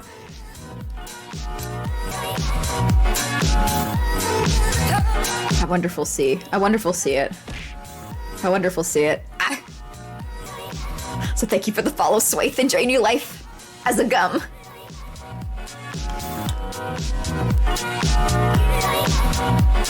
How do you become a little gum thing at the bottom? You are now a little gum thing at the bottom. All you need to do is follow. And then you should have access to a panel in my profile, my little about me stuff area, and you can dress yourself up. And there's a fair amount of, air quotes, free. You didn't sign away your soul to me, but free financially accessories that you can use, and the rest you can get by getting gum points from watching me, gum tears from watching me, or trading them in for the Twitch upcycled gum pieces. Yes. You exist, therefore you gum. Yes. The One Piece is Roger's treasure, which he lolled at was the truth, the island that Laugh-Tail had. Yeah. That's why I'm like, it's a joke book. It's a joke book. I wasn't. It's fine. They weren't following. It's fine. Don't worry about it. People shamed me for the amount of people I follow on Twitch.television, and I need it. I need to follow a ton of people so that when stream's over, I have a higher chance of somebody being on that I can send you guys to. People number shaming me over here. You saw the extra nose in the upcycled gum. Yeah, it's the cash out upcycled gum. That's the one. But you can also just get gum tiers for watching. So like the cash out, it's like if you got like a ton of upcycled gum and there's an item you want specifically that you're like, oh, but I'm so close. I don't want to watch Goofy. I just want to instantly get it right now. You can do that.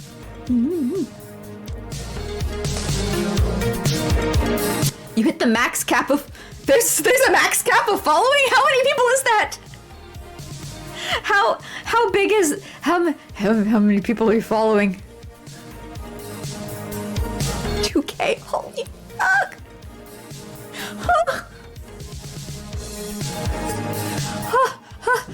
That's so many. That's so many. Even on Twitter, I have to go through semi-regularly and purge people I follow. Like, if I've got somebody muted because they were posting depressing stuff, and I check their account and they're still doing that, then I'll unfollow them. Because otherwise, I just get overwhelmed by the amount of people I'm following and I can't keep track of anything. Or like if people have like quit and they're graduated and they no longer use their Twitter and they've moved to another account, stuff like that. I gotta clean the bushes then. I could never follow 2K people on any site. I wouldn't, I'm not that strong. What does your follow page look like? It looks like a lot of people, that's what I imagine.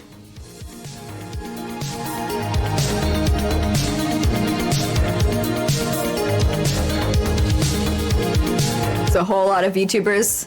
You have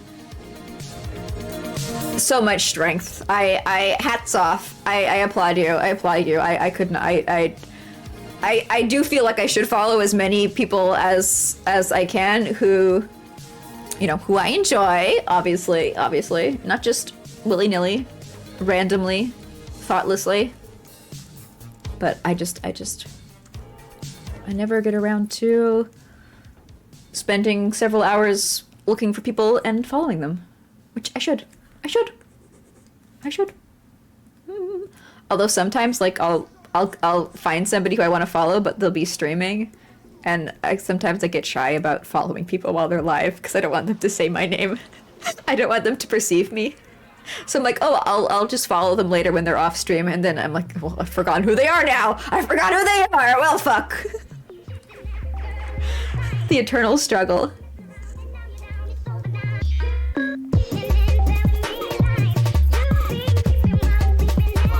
Two of your favorite VTubers graduate, but you'll never unfollow in case they come back. You will keep the faith. You're so strong, Rob. You're so strong. For me, I'm like, too many people on my Twitter, in my Twitter friends list. I can't keep, or not friends, follow list. I can't keep track. Follow people you follow are not your friends. That's not always that happens. Blah blah blah blah blah blah. So I go through and I give it a good scrubbing. A good scrubbing.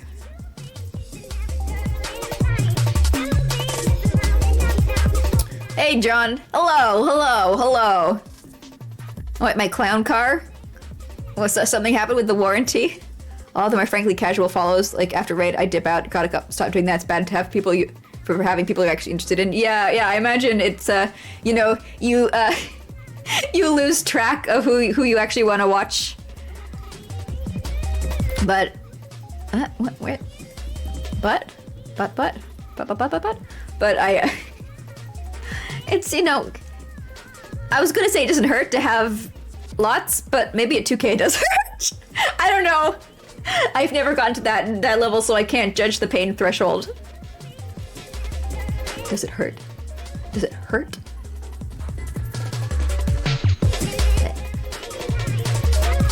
Ah, whoa, that's not the brush. That's not the brush I want.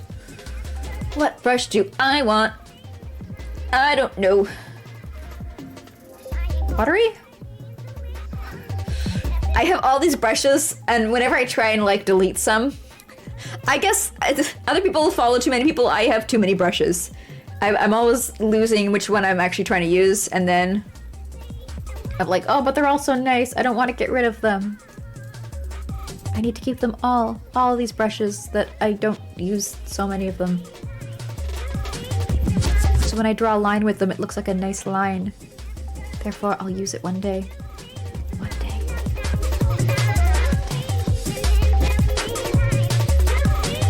The artist's curse. You mute anyone who are too sad or too horny because they're often the same. Yeah. I like if I'm aware of VTuber drama on Twitter, I take that as a sign that I need to like go through and clean out my follows. Cause I don't want to be aware. I don't want to be aware of what's going on. And usually people who are like talking about drama at one point in time will talk about like the next drama and the next and the next and the next and the next and the next and the next. That's what they find fun, but not me. It stresses me out. Makes me scared. No more following people on Twitch in US time zones. Gotta have a healthy... You keep following me though, right? You keep following me? Huh? Huh? Don't unfollow me. Huh? Sad and hoary at the same time. Sorny. Yeah. It's it through.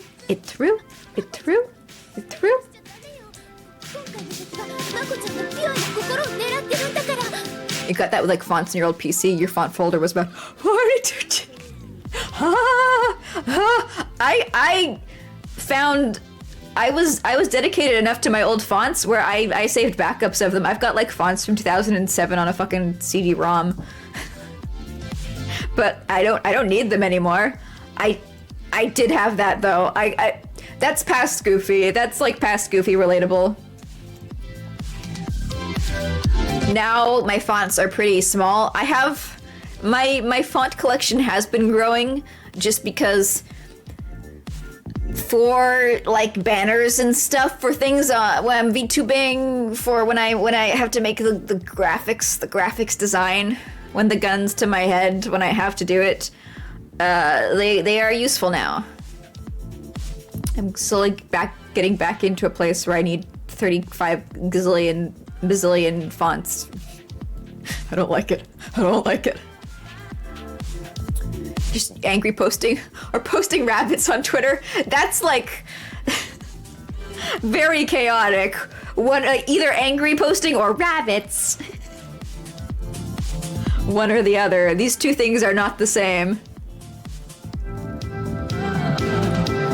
I like to curate my Twitter so that like when I go on there, I get good vibes only. Like nice art, people being enthusiastic. Yeah, that's it. Oh, also like technical stuff for Life 2D.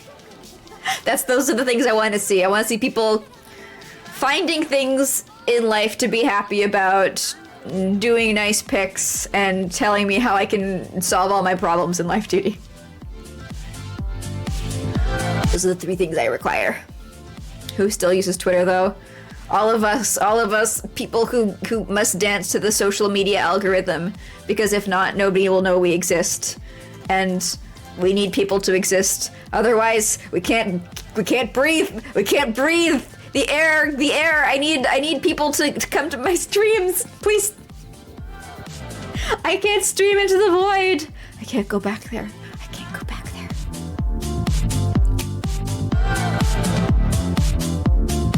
Don't get rid of them. Send them to you. I'm not enabling your font issues. You've already got 42 gigs. I'm sure you've got whatever fonts I've got. I'm sure. I won't encourage your font hoarding. Sometimes it's rabbit. Cute doll photography. Ooh, like ball jointed dolls. I always liked seeing ball jointed dolls, but like I don't like owning things, so it's always been like a spectator sport for me. But it's neat seeing the customization and like the love people put into them.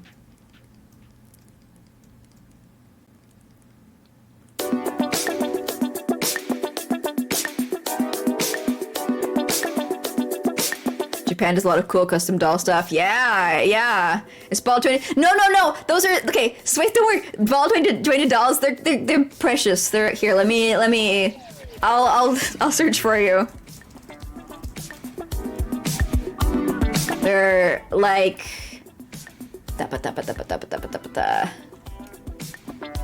Here. Okay, it's so small. Like this. They're safe. They're safe. People could mod them to be unsafe, but they're usually fine. They're usually fine. Sounds like a good beat. Nah. It's like people usually buy the dolls like naked, and they'll like buy all the accessories and customize them a lot. A lot of times people will like take the dolls and paint the faces to be unique, like that. They'll do their own like custom paint jobs, or they'll send their dolls to like a well-known face-up artist who like does a specific style of painting on the face that they really like, and they'll get like a custom faceplate. These aren't normal dolls, aren't they? They're like yeah, no, these are very, very Pinkies Out dolls. It's cool. It's a whole rabbit hole. It is. I have fallen down that rabbit hole in the past. There's so many things that I've seen in my life where I'm like, thank God I don't like owning things. I'm so glad I hate physical property. Otherwise, I would have gone hard on so many things and have so much stuff now. And I don't need it. I don't need it.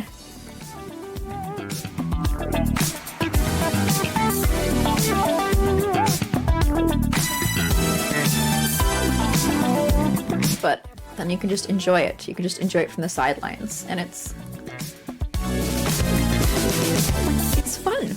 It's fun. It's nice. It's you could appreciate. Look, I don't really like how this is turning out. I really do not. I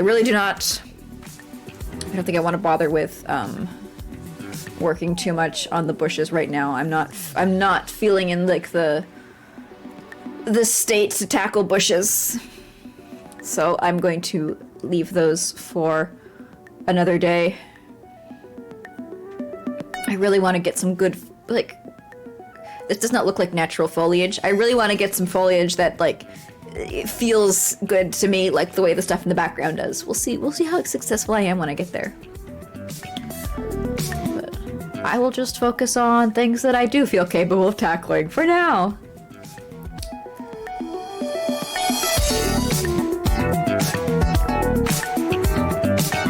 Where is the top of this thing? There it is.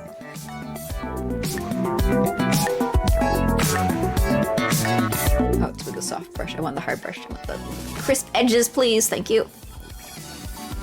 You follow a woman on Twitter who wears the same clothes as her doll and posts. That's good. It's good that it's a doll. It's like, oh, if that was your child, if that was your, like, dog.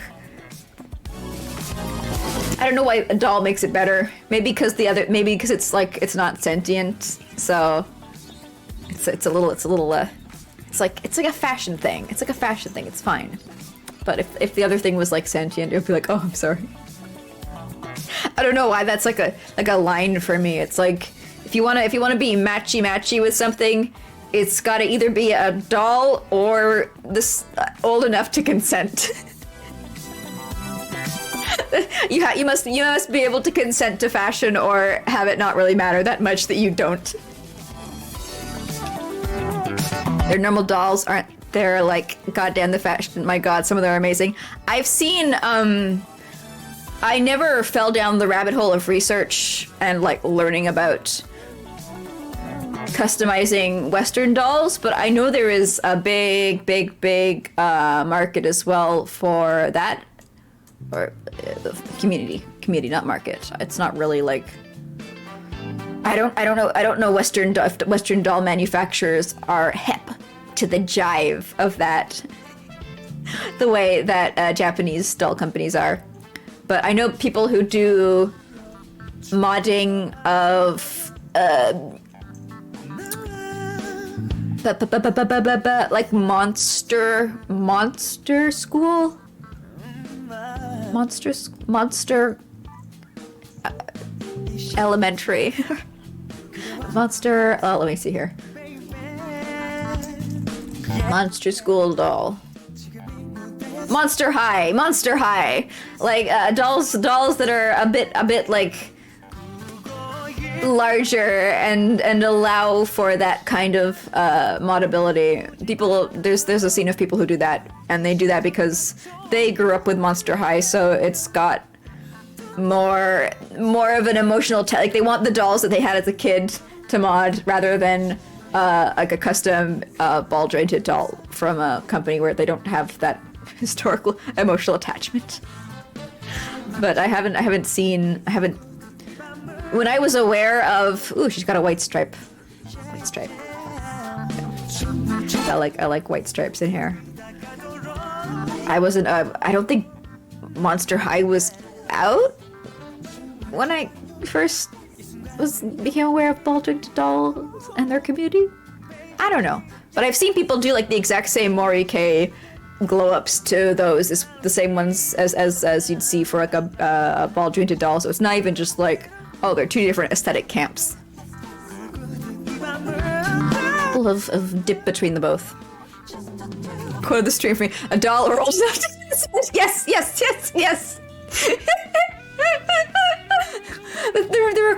The requirements that I need to see people dressing stuff up. Yeah. Don't take that out of context.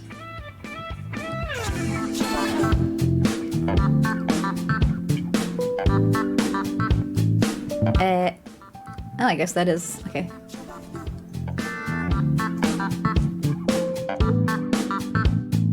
If I want that, maybe I don't. Oh, I want the horn. I want the horn to be colored in. Here we are.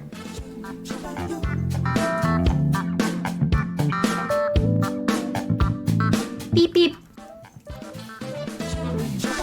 I guess in their West they mod Warhammer figures. No, that's a very different community. I've never seen any overlap between doll modders and Warhammer modders, which is surprising. You'd think that they've got the same talent for keeping their hands steady. Don't wear the same clothes as your child or they'll get bullied. Pfft, well, I mean, who cares? It's your child who gets bullied, not you. Right? How many layers are you working with at the moment? Too many. Yeah, I think like 80.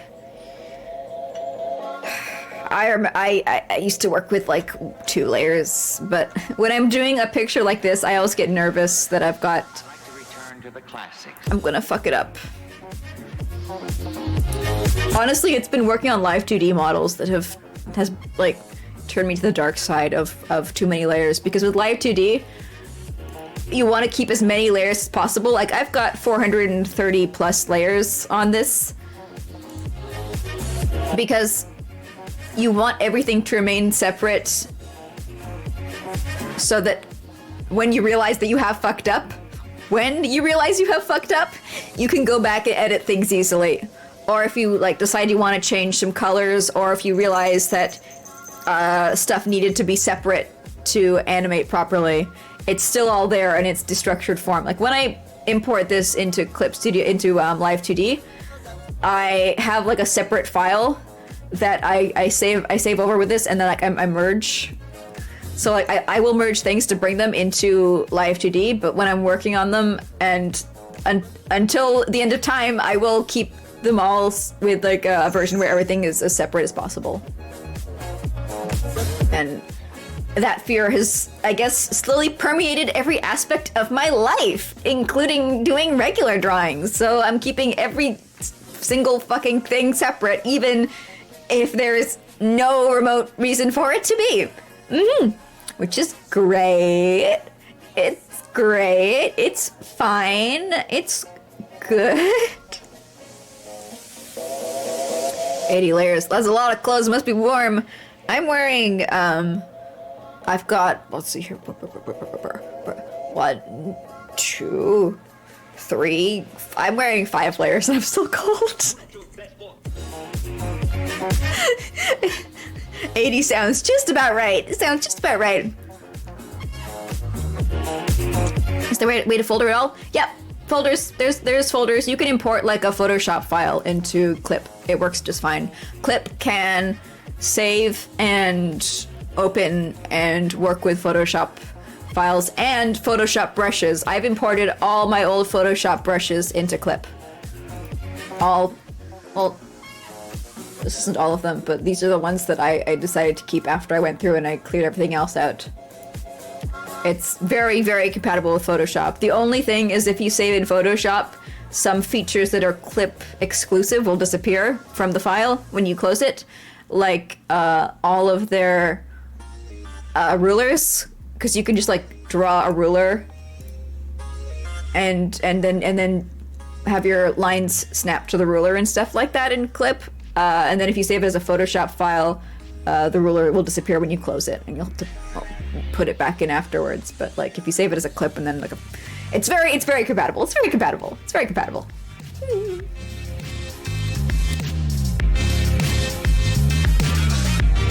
You get the quality of layers, but there's not like separate on the right. It's all unnamed, etc. Huh? I mean, I haven't named them. You can name them whatever you want. You can be like, ha, layer number. I have lost control of my life. You can name everything. I've got like, this is all in the folder for the lapel for the front of the shirt. It's exactly the same folder structure as Photoshop. It's identical. There's absolutely zero learning curve while moving from that. I can assure you. I worked in Photoshop for a long time, and I just moved over to Clip like 3 years ago or so. Found Photoshop was too clunky to really paint in, but you struggle with Clip shortcuts and draw online. I struggled with Photoshop and the default brushes for years, and it only took... I basically went off and I used other programs for a long time, and I thought Photoshop, you just couldn't draw in it. And then I saw somebody doing really nice drawings in Photoshop, and it kind of gave me the revelation that it's like, at the end of the day, Photoshop is a tool and you just need to learn how to use it. And so I got really comfortable working in Photoshop for a long time, and then I saw Clip has like all these features that I really, really wanted in Photoshop, and Clip is designed for illustration. The focus of the updates and all of the development that goes into Clip is for assisting you with doing illustrations or comic pages. And Photoshop is like, first and foremost, it's a photo editing software. So the edits and stuff, the updates and stuff to it, it's not necessarily to like add ease of use features for illustration. So it just, at the end of the day, for me, it just makes sense to use Clip because it's designed for what I intend to use it for. And it does add in useful quality of life updates, but a lot of it just feels like Photoshop to me. And you can, of course, bind all the shortcut keys. You can change all your shortcuts, so you can rebind it to how you're used to it being from Photoshop. But the only thing I need on any program is Control Z. Control Z, which I hit constantly like an itch, like a twitch that I can't stop doing. Undo, undo, undo, undo, undo, undo, undo, undo, undo, undo, undo. So many mistakes. think it's insane how the standards were flashed in Photoshop for such a long time. Yeah. Yeah. Well, Photoshop, didn't they, like... They had things with, like, schools where they'd pay the school to teach people how to use Photoshop and nothing else. Like... scummy practices. And they'd buy all their fucking competitors, take the tools from their competitors that they wanted to integrate into their programs, and then, stop offering service for the other programs. They were the only option because they made themselves the only option. But thankfully, either they don't feel like they need to do that anymore, or they can't do that anymore.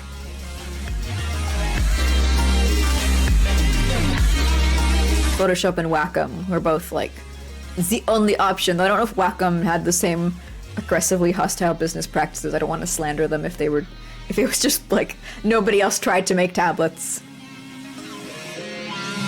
Photoshop lets people pirate it. Yeah. You got an Uji tablet. Wacom was just too much for you. I had Wacom for a long time because that was it. There was nothing else. There was no other option. You got a Wacom or you drew with a pencil and a paper. And I saw all the new tablets coming out, and I was like, well, these don't have like years and years of history of the brand existing. They're just popping up out of nowhere. I feel a little nervous just like trusting this new brand that I've never heard of before in my life with a purchase of several $100s or more. So I didn't switch over until I really saw like a lot of people who use their tablets heavily, like really bleed them to the last drop using these other companies and being like, yeah, they're good, they're fine, they're cool. And then I switched over after my Wacom tablet pooed itself to death, and the tablet that I bought had every single spec that my five-year-old Wacom had, and more. So it went above and beyond what that Wacom from 5 years ago had, and it was cheaper.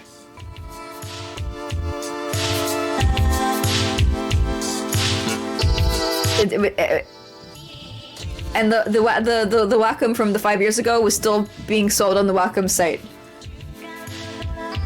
And it was just like it's just better in every way. It's cheaper. It's just like if you're comfortable with the quality that your Wacom gave you, you can literally upgrade for less than you paid for the original Wacom. Mine doesn't have a screen though, because I didn't get used to drawing with a screen, so I don't feel like I need one. But if you don't care about screens, like I know a lot of people really like screens because it's easier for them to translate and transition from physical paper pencil drawing where they got like the eye-hand coordination to a computer, because it can be difficult. It can be difficult to transition between looking at your hand while you draw, or like looking at a different screen while you draw. I have like the reverse of what those people have, where when I draw physically, I will get frustrated because I can't see what I'm drawing because my pencil's on top of it, and it makes it difficult. It's like if I draw too much only with my computer tablet, my drawing tablet for my computer, I lose the ability to do drawings with like pencil and paper. I mean, vice versa as well, but I don't think it's very rare that I do more physical drawing than I do digital drawing. But with my I have a tablet with a screen on it, like it's like a tablet Android PC, and I do drawings with that in the evening when I'm like comfy and I don't want to sit in front of my computer and I just want to work on some pictures. And that's been kind of like keeping my skills at drawing while I'm looking at my pen and at my paper at the same time. It's been keeping those from going rusty. So right now, at this moment, I'm pretty balanced on the two types of drawing, but they're so different. It's so different, you guys. Like, this, it feels like you're learning to draw all over again when you switch back between the two. Everything crashed. Oh no, Crab. Oh no. I'm glad it's uncrashed. That big sucks. That big sucks. You got an LE display one because it was affordable, it was good, but you actually hated the glossy surface. This one comes with a matte surface. Yeah, like, glossy surfaces, for me, indicate that you've drawn so much that you've rubbed through the matte surface. And everything, like, you've drawn your hand across so many times that you've slowly worn down the texture that came with it. He was trying to type, hence the meme of it's always morally correct to pirate Adobe today. Adobe saw you. They saw you, and they said shut him down, and they hit the power button on your entire electronic setup. It wasn't Chrome, it was Adobe. They pressed the detonate button.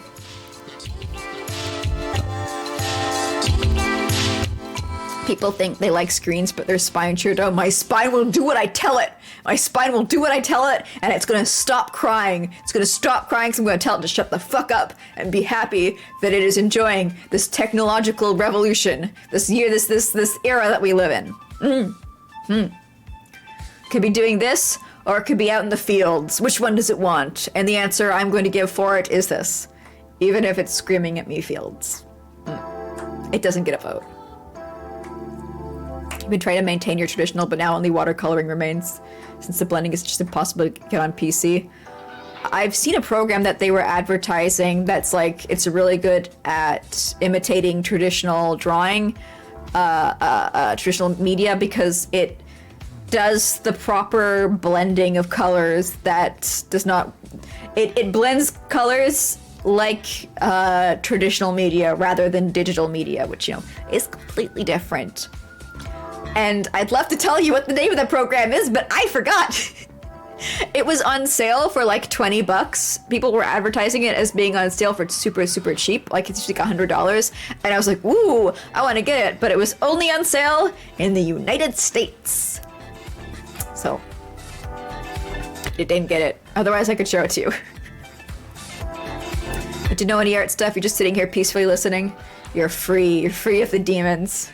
Congratulations. I wish I could do watercolor. I don't...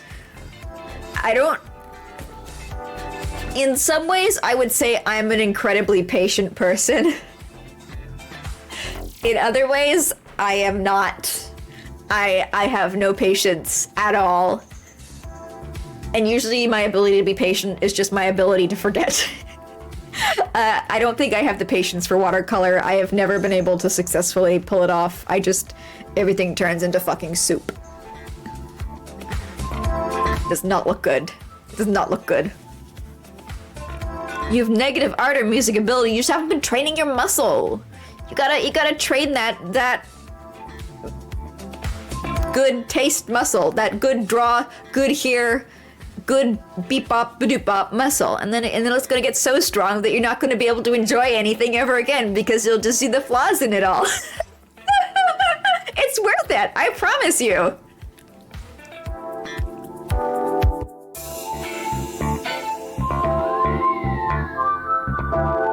You tried to hear you're free of the demons, but you're never free of the demons.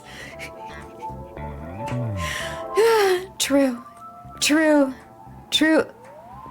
Gum killing is borked. Oh no. Whoa. Let me fix that. There you go. There you go. It's time to fight. Get in the arena. That just means the progress will be insane. Okay, so a superpower that people have that they don't know of is if you get into art later in life, you do not have the baggage of years and years of learning the wrong things as you self-teach yourself as a child. That, I have seen people who only got into art by like taking art courses, who just like went from 0 to 300 Because they didn't have to unlearn years of drawing the most fucked up anime faces ever. That is the secret superpower of people who start drawing later on and with like assistance of using like learning materials. Fresh slate in it. Yeah. Yeah. They don't have the fucking cross that they are having to drag across the desert of the How to Draw manga book from the early 2000s burned into their fucking frontal cortex, you know? They're free. They're fresh, they're pure, they're unspoiled. You think sailing for 7 years instead and then coming back to your even older ape tech was good? What's ape tech? What's ape tech? Rigged. But like rigged in a good way, right? If you're the winner, you shouldn't say rigged. You should say, a just and fair match. Those old How to Draw anime books were cute, even if they were rubbish.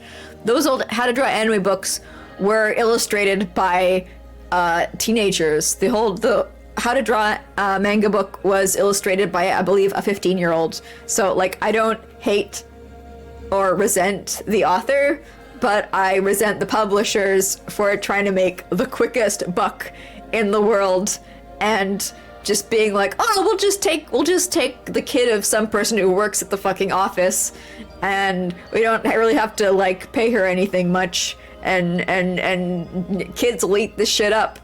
Who needs to worry about people actually wanting to learn proper techniques for how to draw? I blame the publishers. I blame the corporation. I never blame the artist. A very old kind of tablet that came with Photoshop in like 2011. Whoa. The Photoshop disk was too clean and couldn't read on my PC. Did you have to scratch it up? You're not going to just rub some ketchup? No, really? I love internet advice. Just rub some ketchup on it. It's fine. The acids in the ketchup will improve its readability. A just and fair match. It's also your like upteenth band-aid. Okay. Yeah, the rewards. I'll add in some new rewards one day. I'll do it. I've been trickling in new rewards as like seasonal stuff now. You guys might have noticed. But, I'll figure out some more battle rewards. Maybe you can get like a slice taken out of you or something. I blame both because you're a villain. No. Yeah, I had my very first tablet. I don't weigh much, and when I was younger, I weighed even less. And I had tablets that like weighed as much or more than I did, and I'd have to like drag them around. The first tablet I had was like industrial architecture tablet, because that's all that was available. I did not buy it. It was liberated from a corporation for me. Let's say it like that. And it had all these rows and rows of buttons on the top that were like the membrane buttons with like the plastic over top for mathematical equations. And I'd sit with it on my legs, and my legs would be like red and indented when I was done. And I had to stop using it because the cord broke and Adobe had stopped, Wacom had stopped selling replacement cords, and there was no way to get a replacement.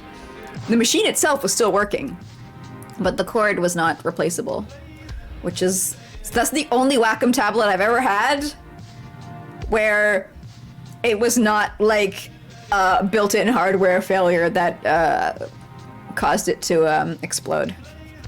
Literal gum. Yep.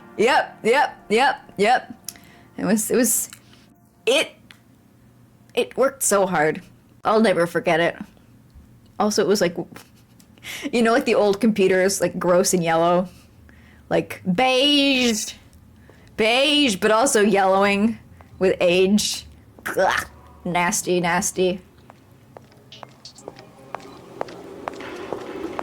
Oh shit, I unthinkingly did the thing. I'm trying not to. No semi-transparent sheer fabrics, Goofy. Bad. I wasn't even, my brain did not even turn on for that. I try not to put like my own design preferences in drawings for other people. But it just happens sometimes. Let's see here. What do I want? I think I actually am going to not have this pixelated, because I just don't think it looks good with the rest of the drawing. So I think it'll just be like, just like that. And then for this one, it'll have like a heart.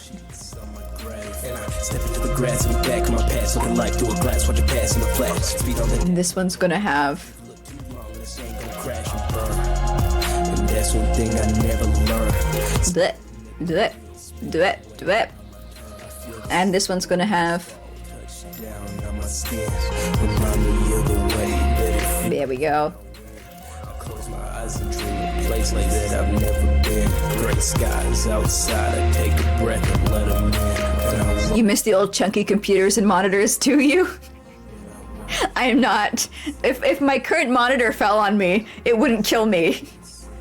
I'm happy with this situation. I feel safer. I feel good. The gunk white, yeah. Retro beige. I'm waiting for it to come back into fashion. I'm waiting for the ideal form of the computer to just be like large, in charge porridge. Although I like to think that we as a society have moved past existing in nothing but beige, but I mean, will we ever really be free? Will we ever really be free?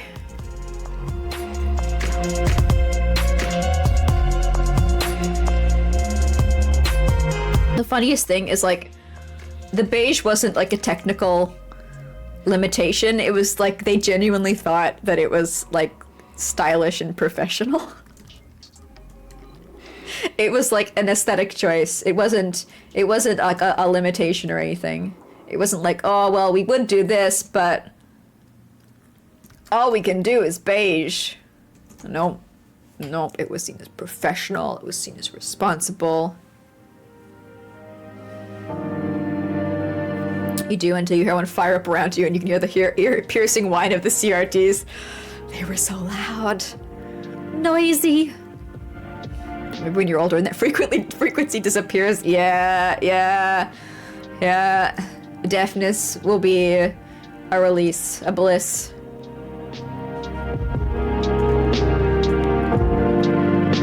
The risk of death adds spice.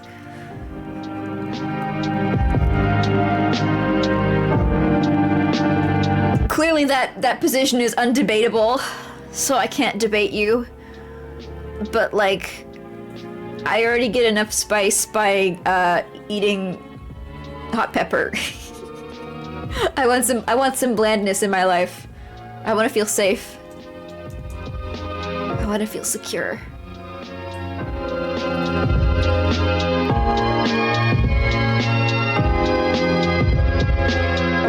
I want my computer experience to be cozy.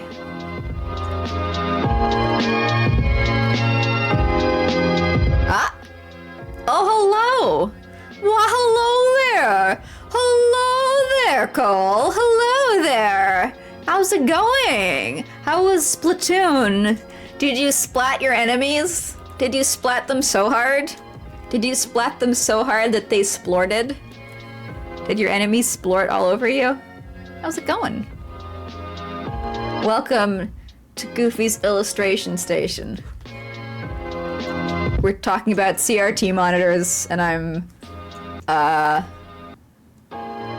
doing this. Oh, yeah, shit. My name's Goofy Ha0nk, I'm a bubblegum monster who moonlights as a clown. I stream Saturdays and Sundays. Shill. Promote. If you want to look like a little freak down there, you can follow me and you can dress yourself up and it's like you're Mr. Potato Head, but you taste significantly better raw. Also, hello, Mad. Hello. Damn, the clown knows that's what I'm doing before the shout out. You know I do. Also, why isn't my shout out working? What the fuck? I see all. I hear all. How's the art going? You see another clown on stream. This is a drawing that I've been taking over a year to finish, so it's going slowly, but I'm really trying to make some aggressive progress. Also, hello, Tiberius Vanderfield. Hello. Hey, Matches. Hello. Rococo is great. She is. She's a queen. I don't know what I gotta do. I gotta manually type my shout out because I didn't have my bot open. Whoopsies. Let's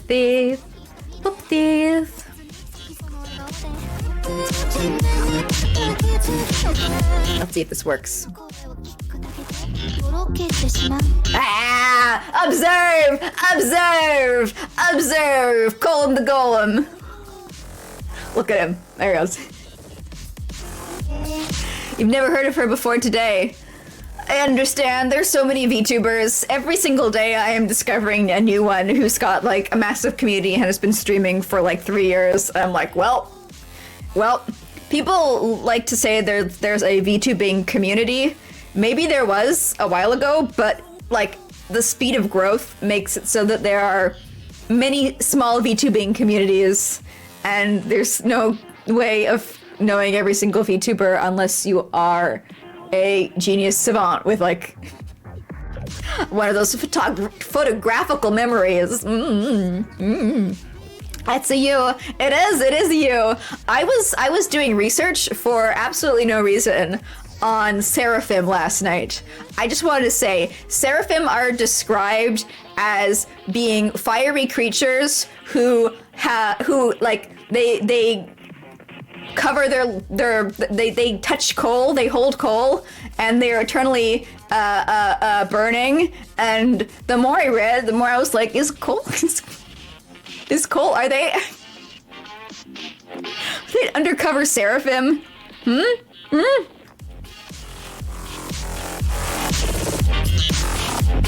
They are VTubing communities independent of each other. Exactly. Yeah.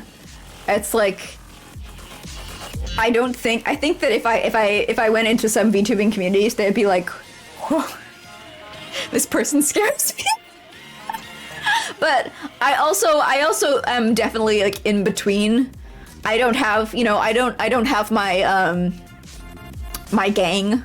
I don't have I don't have a squad, so it also allows me, like, you'll notice when I draw people and I put that on Twitter, it's like, who the fuck am I gonna draw? Nobody knows. It's just some VTuber from some community out there. There's no link between them all. It gives me the freedom. Thank you for the follow, Sunny Day. VT, enjoy your new life as a piece of bubblegum. You just want more wings? I do. You know what? Okay. So Seraphim are the, foot fetishes? You guys are aware of the existence of foot fetishes, right? Seraphim are described as having 6 wings. 2 of the wings cover their face. 2 of the wings are used to fly. The remaining 2 wings, they cover their feet. They shield their feet from mortals' view. The OG. You should not look at our feet. They are too much for you humans. It would cause irrevocable damage. They knew. They did. I love it. And it's like, they're not described necessarily as wearing clothes or anything like that, from what I can tell. It's just hiding the feet. Number 1 priority, hide the feet. Maybe they were the source. Yeah, could be. You know, if you hide something, it becomes more alluring. That's what started them. That's what started it. Yeah, exactly. And that's, and those are the things I learned about biblical angels last night. Thanks, Wikipedia. Cover your shame. Yeah. I think, therefore, I am. No, I'm not done. I want to make this a little bit more like it. There we go. I want to make this and this ribbon look somewhat similar. We love consistency. Consistency is great. There's nothing better than consistency. Ta-da! All right. I got a glimpse of the Seraphim cankles. Hey, I'm sure they were very lovely, holy, well sculpted cankles.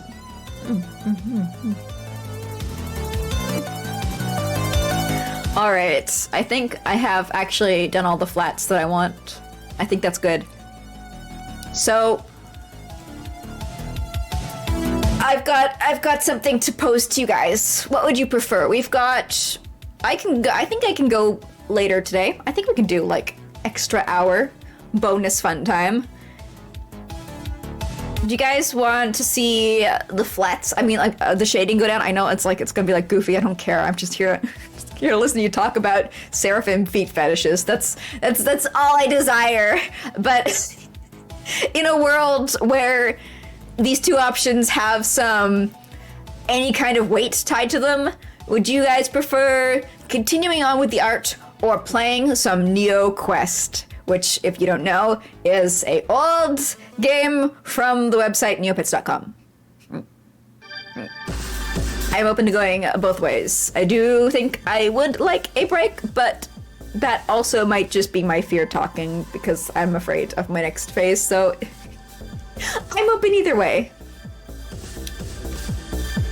Time to talk about One Piece for an hour. No, I've already said enough.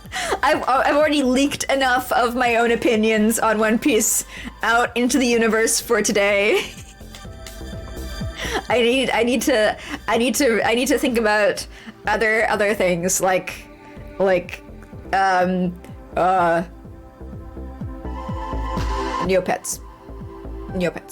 Healing Neopets. Take a break, play a game? Hell yeah. I wouldn't describe this game as a break, but we'll see. We'll see how easy it is. I have memories of struggling with it. But it's an interesting piece of gamer history. NeoQuest and Call of Duty, two of the most influential early gaming pioneers. Yes. Just happy to be here. That's what I thought. I'm gonna cancel Goofy for her One Piece opinions. You know it. Let me put away my tablet. Let me save my dwang. And let me get Neo-Pieps up on the yeah. Sit.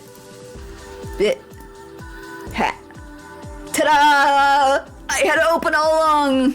By the way, guys, my Neopets account that I made yesterday is let me in for 2069 if you want to add me to your friends list. All you with your active Neopets accounts that you can definitely get into and for sure know the password too. What is the clean poop button? Where's the clean?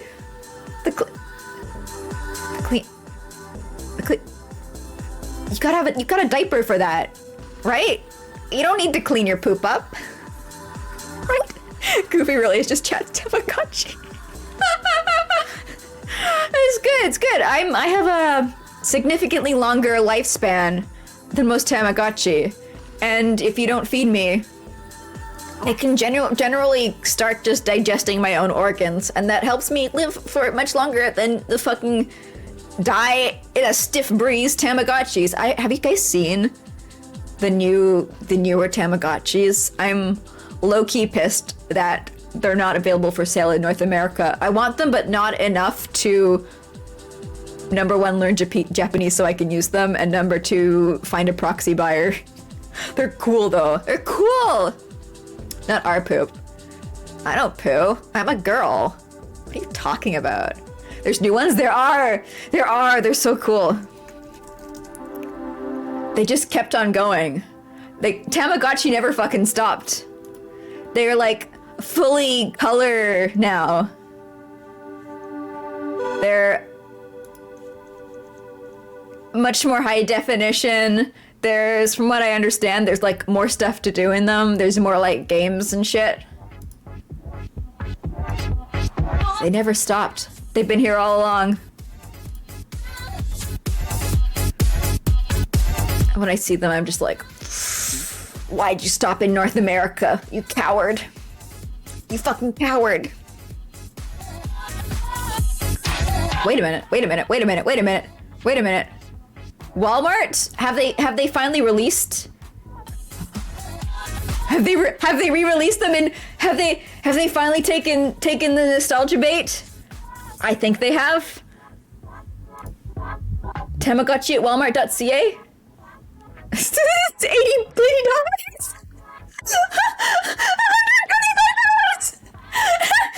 Worth it? Oh my god, the original ones. They've got the originals that they're selling for $100 too.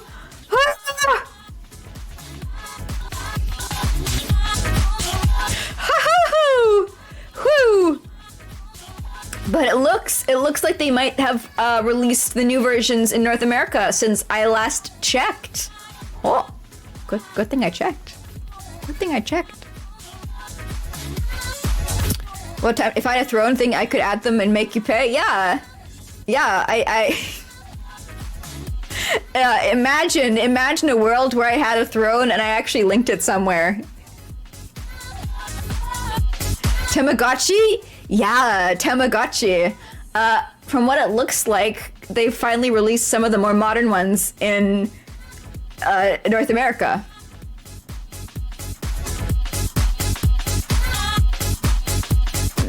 Distribution Japan. I don't know. Maybe Walmart's just got like third-party sellers who are importing them from Japan.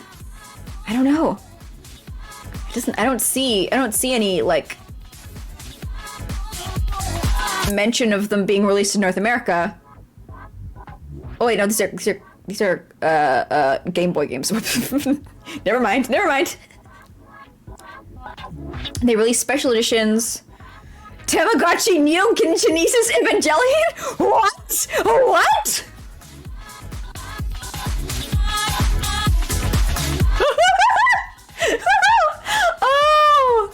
Oh!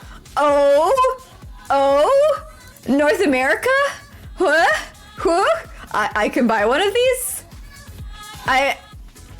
You guys want you can raise an angel if you want. You can. They've been distributed worldwide. You open Throne since they finally released in Northern Scandinavia and you have many feelings about it. They don't actually let you take out the money and they don't send you the item. What? Seriously? I've just seen people being like getting a zillion objects on Throne. I saw one person complaining that like they don't send you tracking information, which apparently is a problem in the United States because everybody's parcels get stolen constantly there. But I've never seen people just be like, yeah, my money goes into the money pit and it never comes out as an item. What the fuck? When you got your first gift, you had to be an extra, it's like a $70 bill. What? With no prospect, I want to get back the big gifted money. They don't accept PayPal, they use Stripe, which we don't use, or credit cards. We only have debit and Visa. Maybe they could work a little bit more on that then. Holy shit. I made one just to like feel like a VTuber. But I haven't put it anywhere. I linked it like recently just so I could get it verified, but like you guys can't find it because it's super well hidden and I don't actually want to use it. I have stuff on there though. It's reveal.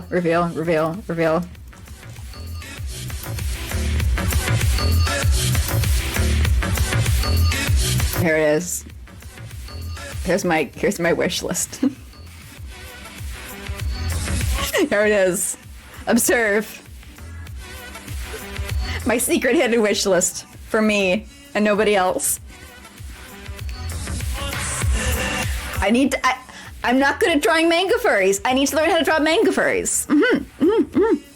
Technically, you can use the gifted credit, but not on the gifted item, since it's removed from the buy queue, and you'd still need to add the funds. I just want to say, buy queue, saying that out loud, instantly, viscerally teleported me back to, it's so easy, happy-go-lucky, we are the wad of dough who don't hide in the S-S-S-S-I, Yata song.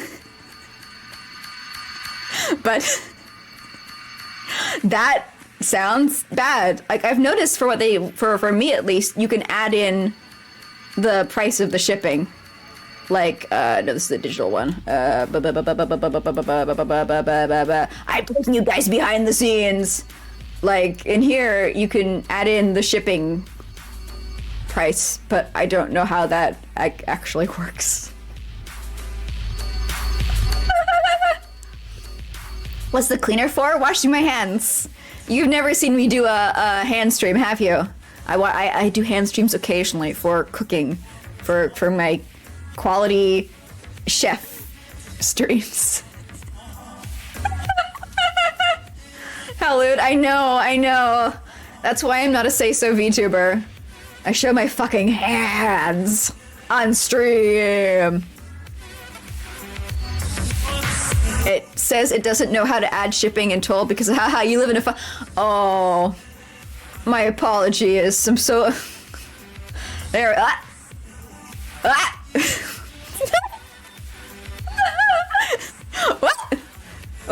Where did the thing go? Where did the gloves go? I needed to buy some new gloves anyway. I have stained my gloves with candy, with uncleanable candy juices. Thank you, whoever did that.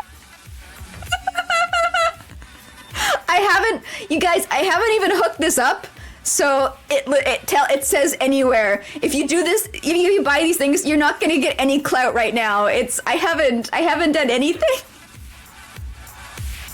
I haven't set it up at all.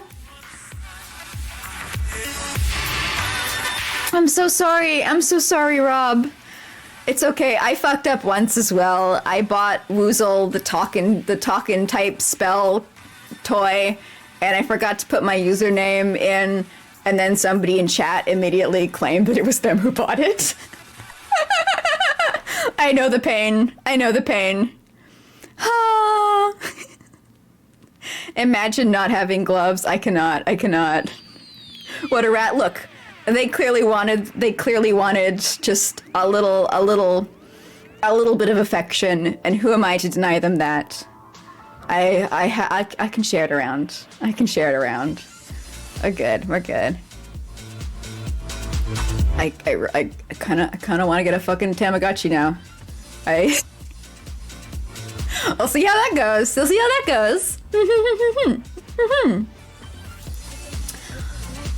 I hope that the gloves get to me safely and stuff. We'll see. Okay, this is gonna be the throne experiment. How well does throne actually work?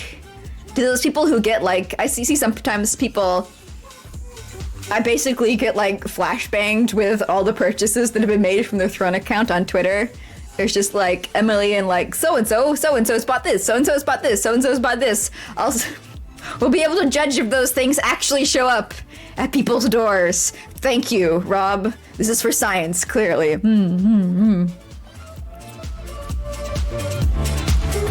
It's worked fine for 2 VTubers you've all accidentally bought stuff for.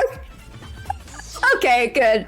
Maybe it's just Crab that has to bear the burden of our sins. Maybe that's it. Sorry, Crab. Just get people to like, I don't know, pay you in Bitcoin instead. Then you can make the purchases yourself. The binky. It's beautiful. Oh, it's beautiful. I love it. 10 out of 10. Baby Binky Crab. You hiss at the notion of crypto. you'll buy a DigiWallet Dogecoin. I remember back in the day, people who had like crypto options were just like the extra nerds. That was it. That was all that came associated and like attached to the idea. It was just, I'm big nerd. Now it's like I'm tech bro. The public perception has changed, has shifted over time. It's become fluid. Or I buy drugs. Those were the two options. Either extra turbo nerd, or I need to purchase me some meth. Amphetamines.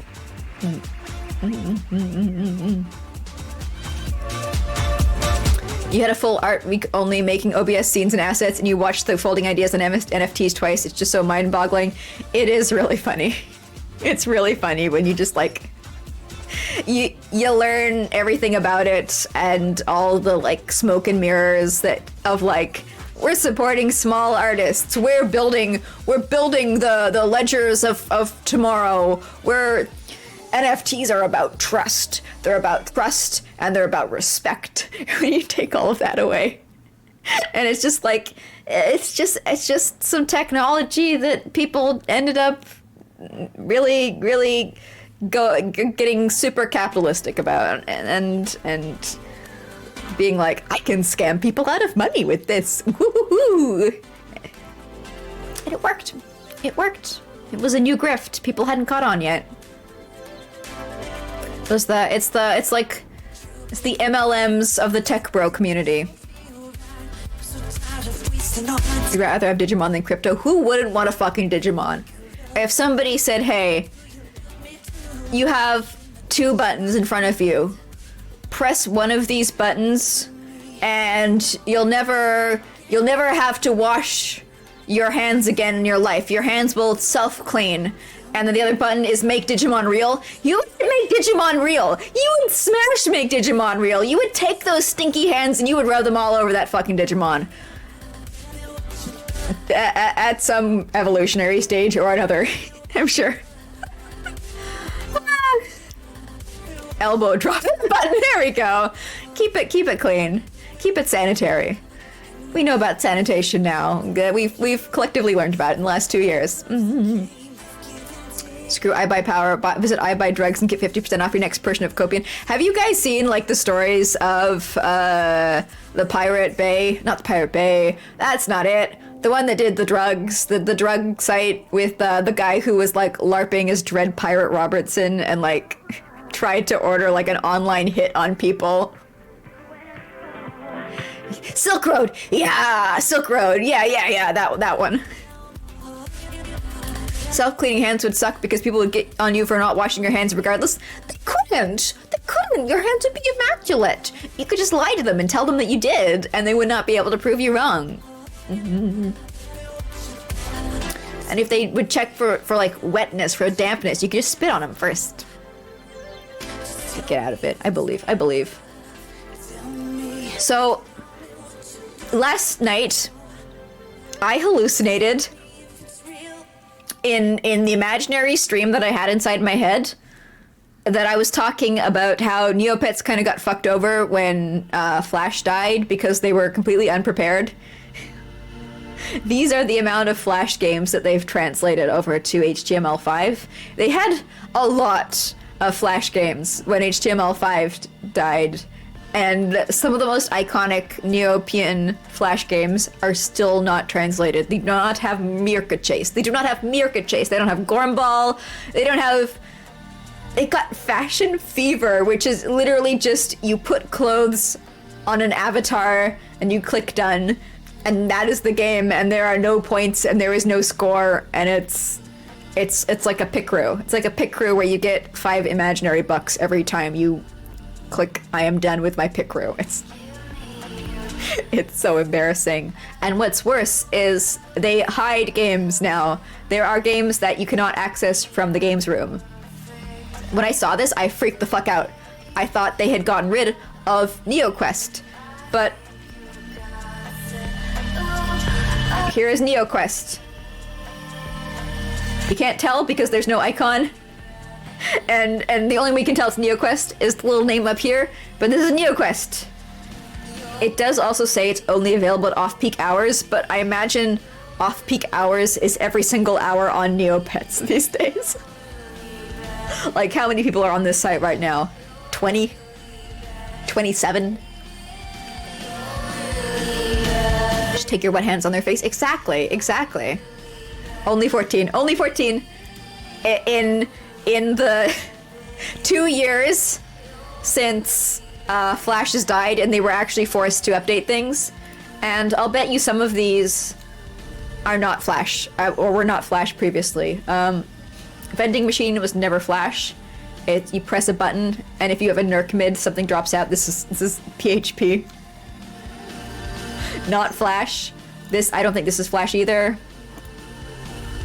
Top 40. Play. This is so old. Oh, it's a pop-up. You can't even see. It's literally a text adventure. There's no Flash. Nobody uses this. You don't get any money from it. So in all they translated 1, 2, 3, 4, 5, 6, 7, 8, 9, 10, 11 games. Not 14. Oh wait, 12. Is this? Nope, this isn't. This is again not Flash. But you gotta play with other people. It's really embarrassing. This is why in my hallucination of a stream yesterday, I was like, I think they have one developer.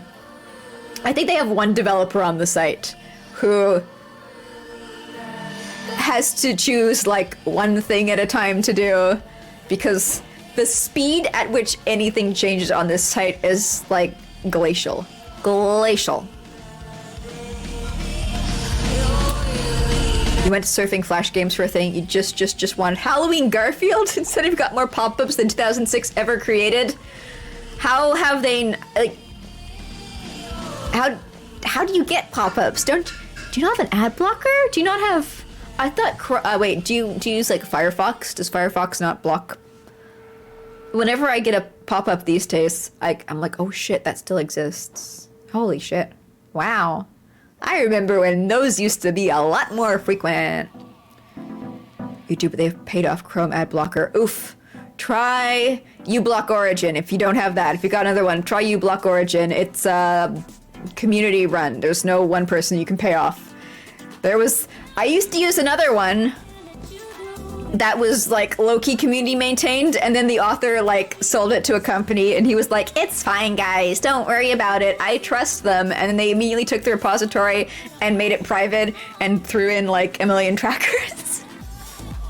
And people were like, looks at camera like in The Office. It was that guy sure torpedoed any reputation he had in any kind of circle of software development that he had. People were pissed. People were pissed.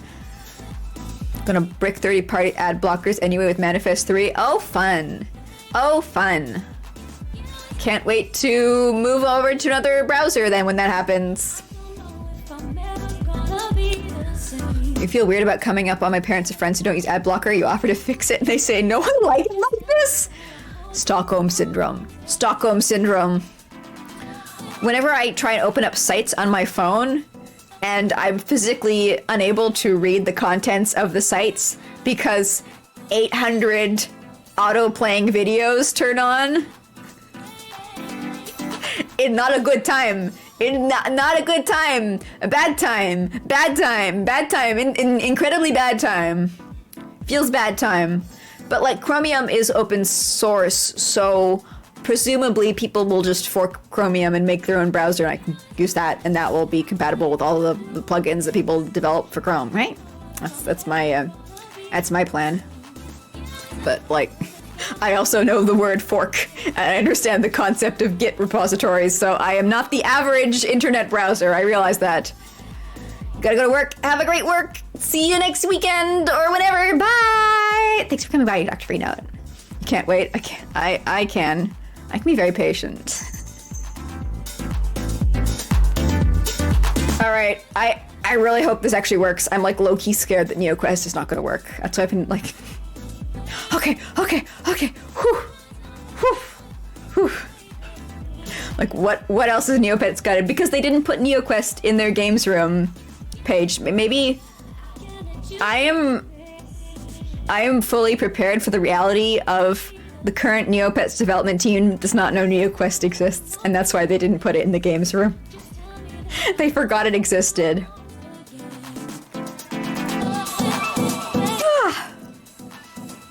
So I think with NeoQuest, you have to beat normal mode to get hard mode, and then you have to defeat hard mode to get another mode. But I've never even beaten normal mode. I'm not drawing anymore.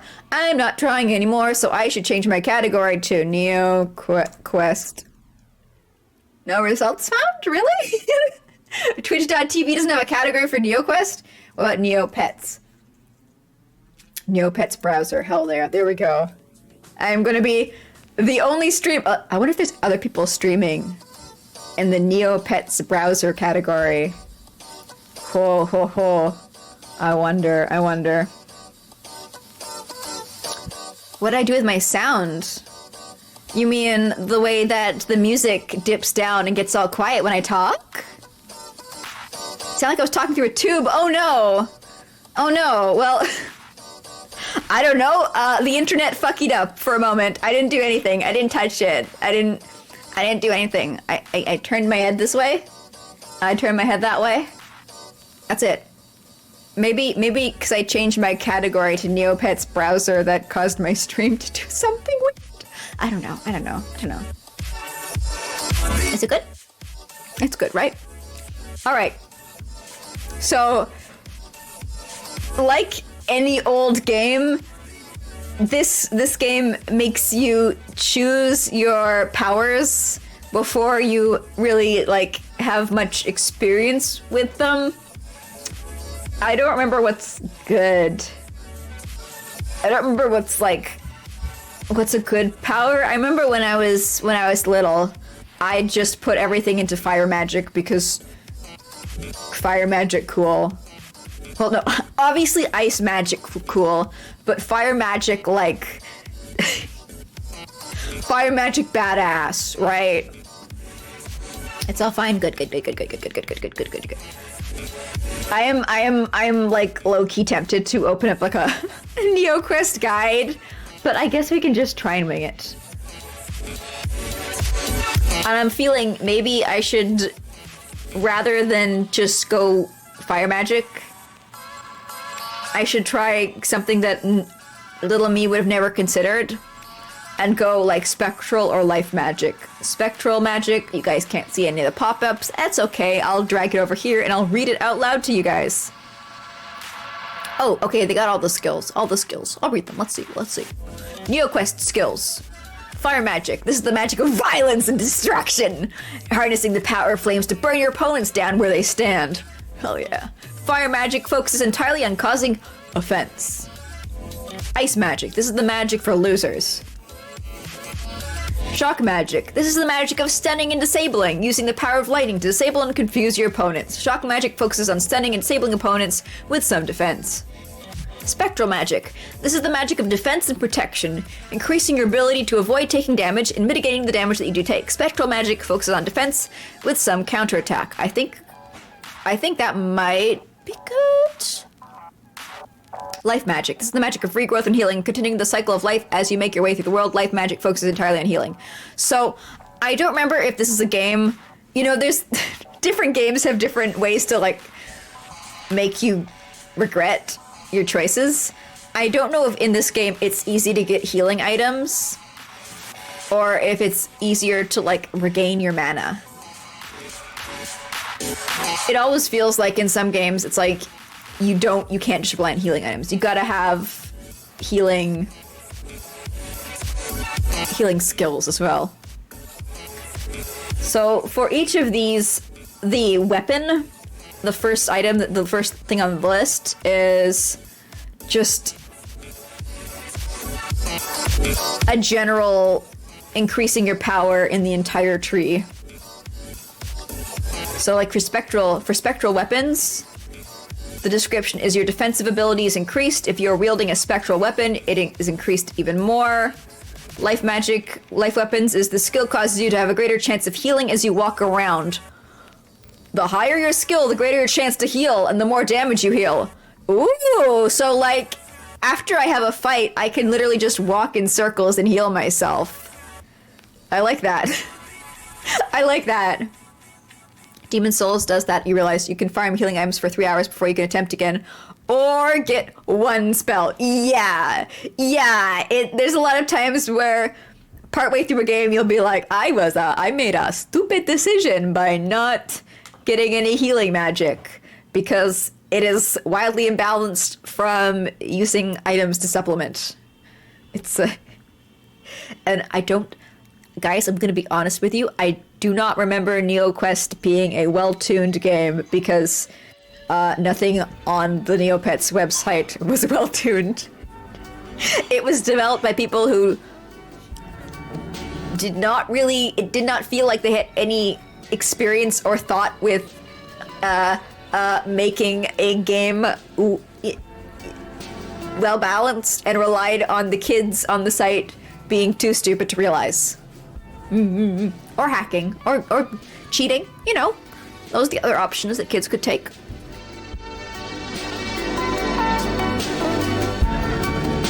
So, life weapons, the skill, yeah, I'm gonna get...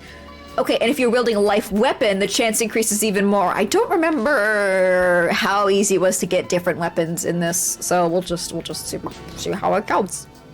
Field Medic gives you a chance to regenerate hit points every combat round.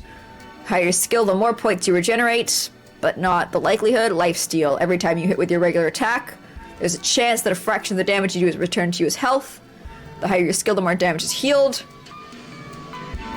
Resurrection, when your health reaches 0, there's a chance you'll be returned to life at 50% of your full health instead of dying. The higher your skill, the better chance of being resurrected.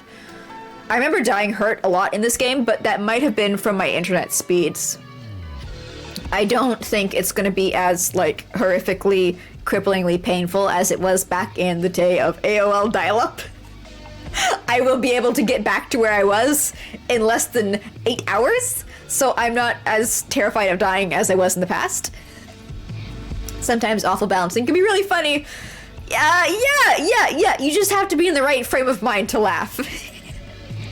You tried going melee only 11 years ago, and that's why you thought the game was so hard. Now it's fun, you love lifesteal in any game. Yeah. Lifesteal can feel very good, so I'm gonna put a point, and a point, and a point, and I could bring them all up to level 2.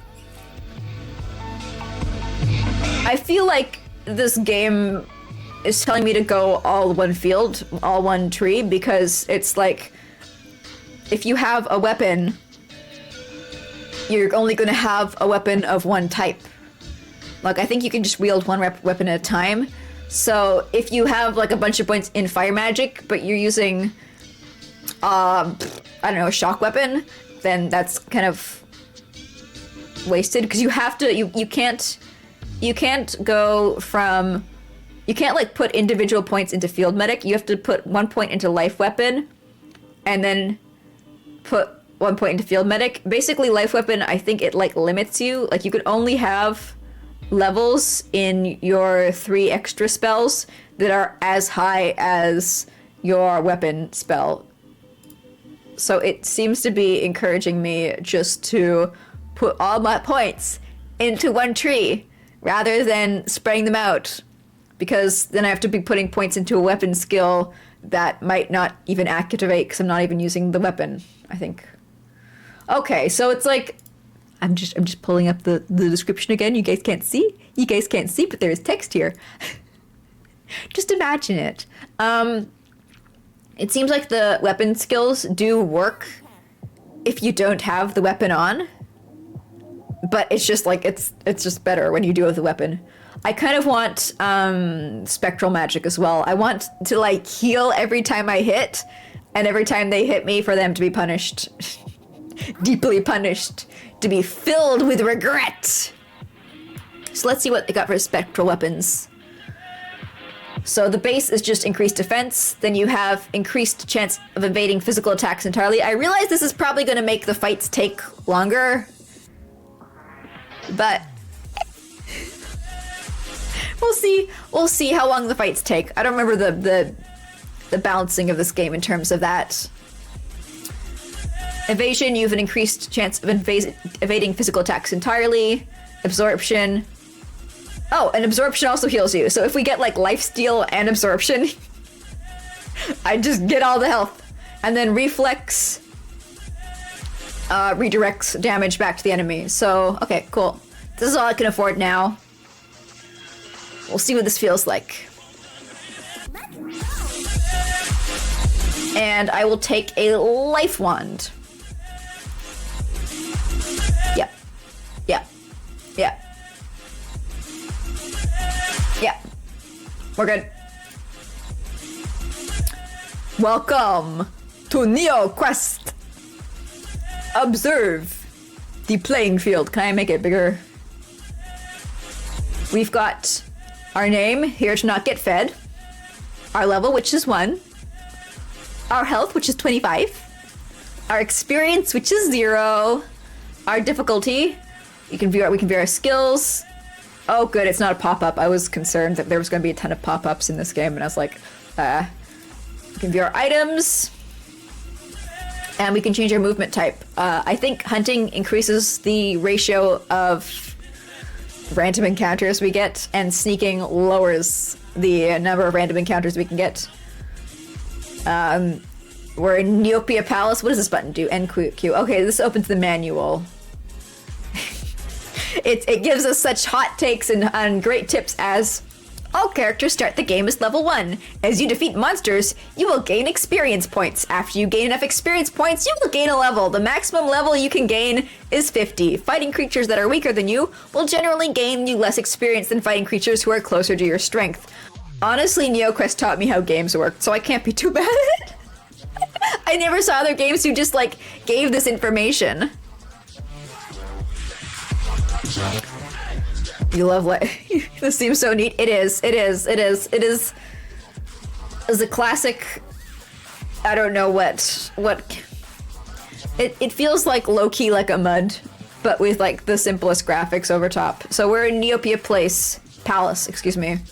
We see Elias Batrin here. Fantasy name here.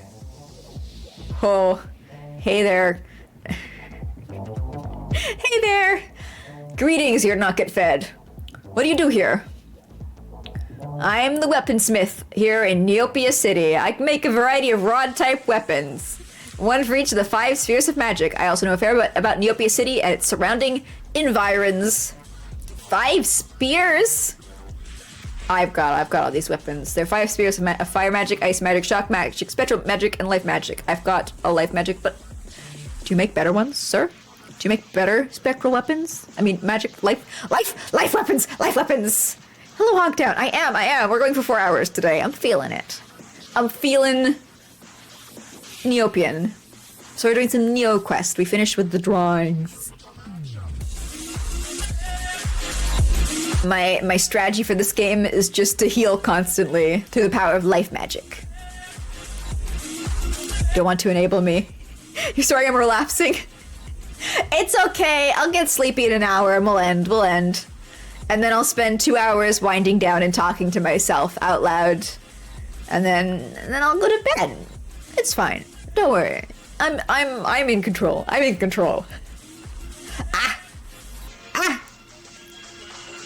That really is how it do be. It is. Can I make your life weapon? Certainly. I can make you a life magic weapon, specifically a silver wand.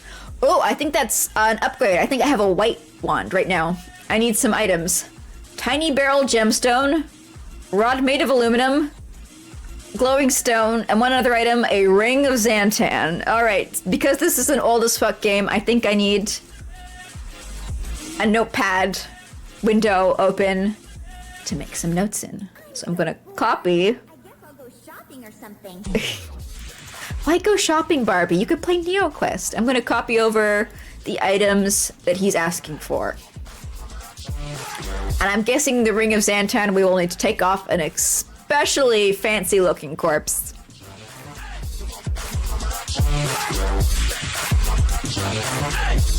Let me see here. What is the Ring of Zantan? That's a paragraph. Zantan was an ancient and powerful wizard who lived 1,000 years ago. He was the leader of a group called the Circle of 12, wizards who ruled an empire that, at the time, covered most of the known world. There isn't much information about him apart from all of that, but what is known is this. Zantan was betrayed by the other wizards in the Circle, and they stripped him of his powers and exiled him to the wilderness. Somehow, he ended up in what is now known as the Dank Cave. He made himself a man cave. I'm so proud of him. Now he resides there, at the bottom of that dungeon, rotting and decrepit. Occasionally, adventurers investigate his lair, but none return. You must obtain his ring, which he wears at all times.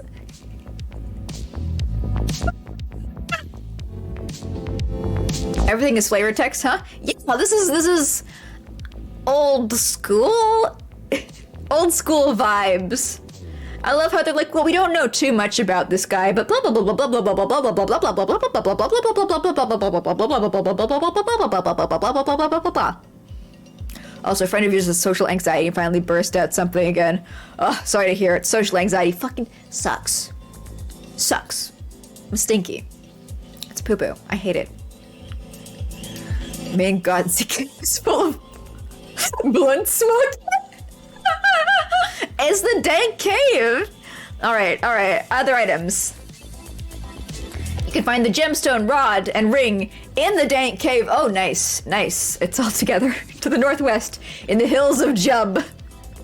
Glowing stones are carried by the Loops and Aisha, who roam the plains west of here. Various kinds of trolls, skeletons, and other creatures carry what you need in the Dank Cave. So we can go to the west first, beat up the Loops and Aishas to get the glowing stones, and presumably get enough levels to go into the Dank Cave afterwards. Is there anything else here?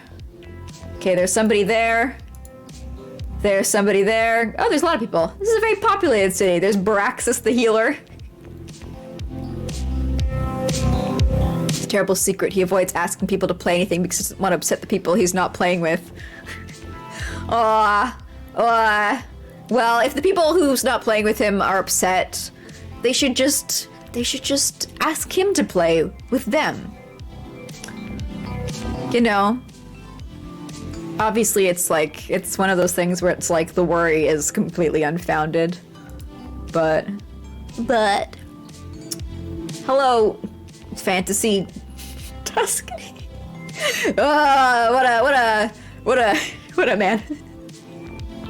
I like his clown vibes. This guy's like low-key clown. He's got like orange hair and he's got like the red nose and he's got the white. I know that's his muzzle, but like, come on, face paint. This is like, hey, clown. Wonder how I might completely understand. Who knows why, Baka? Now there you have a design. Yeah. NeoQuest really was full of all these beautiful characters. What do you do here? Basic magic wands. I've already got a white wand. I don't need that. I guess that's like if you want to like respec partway through the game. Chorus Tilly. Good day, here's not get fed. What do you do? I'm a master armor smith. Have you met Fancy Name elsewhere in the city? He was my apprentice but got too big for his britches and now thinks he can strike out on his own. Good luck, I say. Look at this little poogle. Love this poogle. Would love to hug a poogle. Can make all sorts of armor, but my two specialties are mirrored force fields and magic robes. I want both. I don't know if you can only equip one at a time. I don't know if you have armor slots in this game. He's tiny, but he's got some. That's an arm. That's a piece of armor. That's a gauntlet. That's something you put on your body. He can't even wield the knife he probably used to cut. You are slandering this Poogle. Can you make me a mirrored force field? Of course I can, you silly person. I just need you to bring me some items. Glass, large glass, glowing stone, lodestone, tiny gem made of obsidian, copy paste into notes. I love old games where they're so vague about what they need. It's like, a tiny gem preferably made of obsidian versus like a game where it's like, I will need highlighted text, obsidian gem 5. Where can I find the items? All of the items for the force field are found in the dank cave. Except for the glowing stone, which can be found on the loops and ices. Alright, so I need 2 glowing stones now. And what about magic robe? Yes. Of course I can, you silly person. I am so silly. I'm glad you realized that and you acknowledged it. Thank you, game. Pelt of a cave loop. Glowing stones, trench of rotted cloth, tiny gem made of obsidian. So 3 glowing stones. Loop pelt. And rotten cloth, that's new. Everything else is going to be in the dank cave, right? Yeah. Alright. I'm getting my shopping list prepared. This is the true experience of old school gaming. Your shopping okay, here's the guy who left his mentor. What do you do here? Get owned by my mentor. Nyeh. I'm not very advanced though. I can only make energy shields and cloth robes. Energy shield, glowing stone, chunk of metal, small. I guess these are gonna be easier to make? I don't know. Oh, okay, so everything that he wants is from nearer the city. So I can make stuff from him first, and then later I can worry about, like, the good shit in the dank. So we need blue thread, glowing stone, blah blah blah blah blah blah blah blah. And for the energy shield, glowing stone, chunk of metal, small yellow gem. All right. I see what they expect from us. And notes. Let me. You guys want to see my shopping list? I'll show you guys my shopping list. We can put that on screen as well. I don't want to keep it behind the curtain.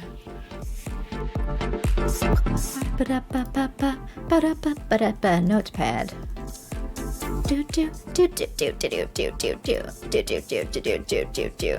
We'll put it here.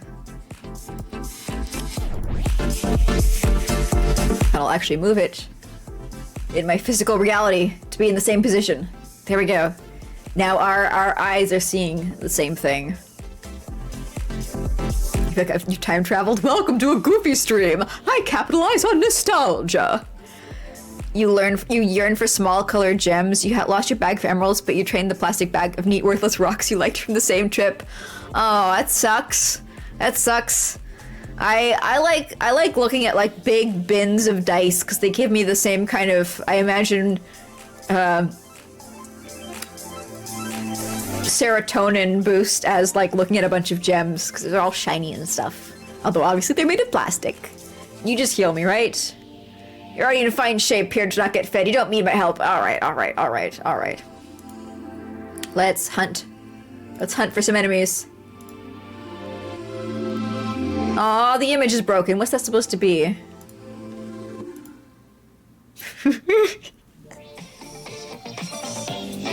It's supposed to be blank. Okay. I guess they couldn't make a div, so they just put a blank image in.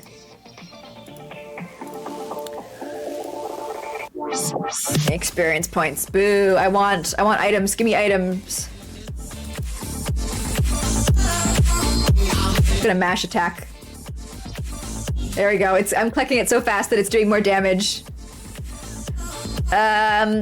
Because he said some of the monsters near the city might have them. You should go hunting. Glowing stone, blue thread. Maybe we can move a little bit farther away from the city. I'm healing so good. I'm doing the great health. Good health. Look at my health. It's so good. Chunk of metal. Okay, we got a chunk of metal.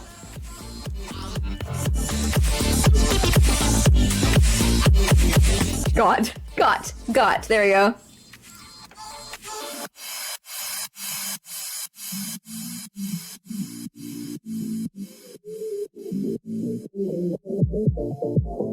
Perfect.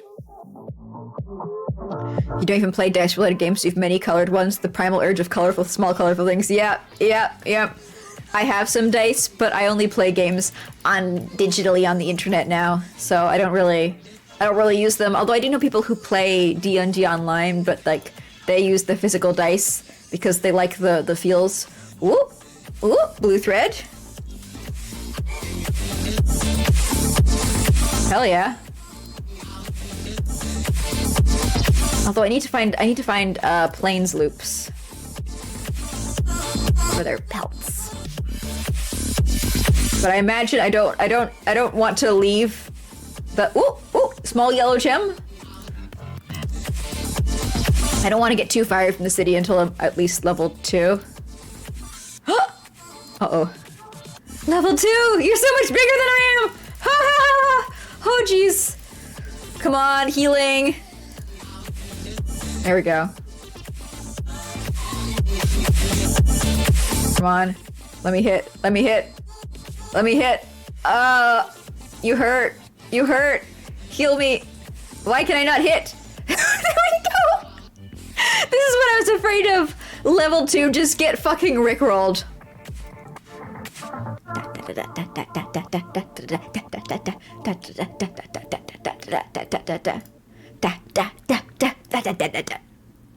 Level 2? Oh, restores my health. Good. Alright. Let's get evasion. Or maybe no. I want life. I want life weapon. I want better with life weapon. Better with life weapon. Level 3 with life weapon. Yes, life weapon skill 3. Because I was missing a lot, and I assume that's because I had low weapon.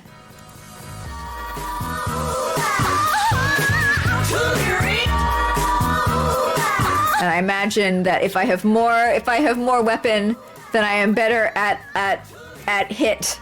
I hit more. I do more of the damage. Plains loop, there you are. I've been looking for you. And I feel comfortable fighting level 2 enemy as a level 2 character. Look, I'm hitting it. Look at that. See how easy that was? Plains loop pelt. Got. Also, I don't know if I got the glowing stones. I don't think I was tracking those. No. I have no glowing stones. So they said glowing stones are on the loops and Aishas to the west. So we'll hang around here until we get some glowing stones. Am I the Pokemon Neomaster? No, Neopets never properly enforced the idea of catching them all. So when I was a Neopets player, my strategy was own 1 million Aishas and maybe 1 or 2 other pets. Glowing stone. I just need 1 more glowing stone and then we can get some armor.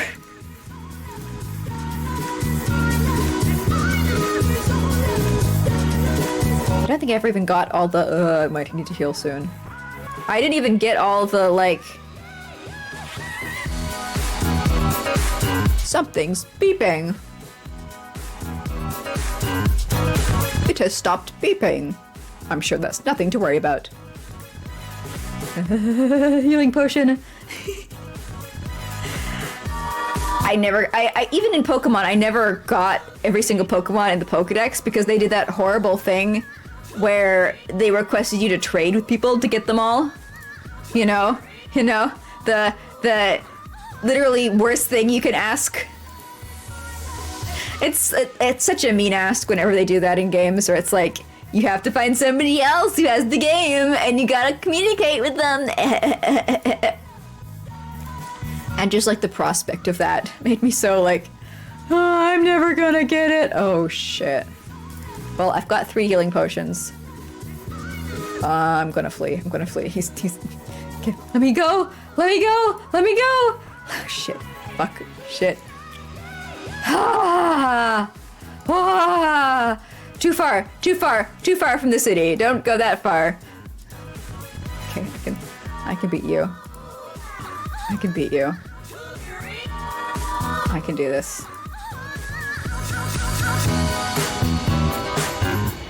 Old school game difficulty is like a weird sine wave, and you never know when you're going to get fucking jumped. Oh, I'm still in the hunting mode. Maybe that's... I should not be hunting anymore. I should have swapped back to not hunting.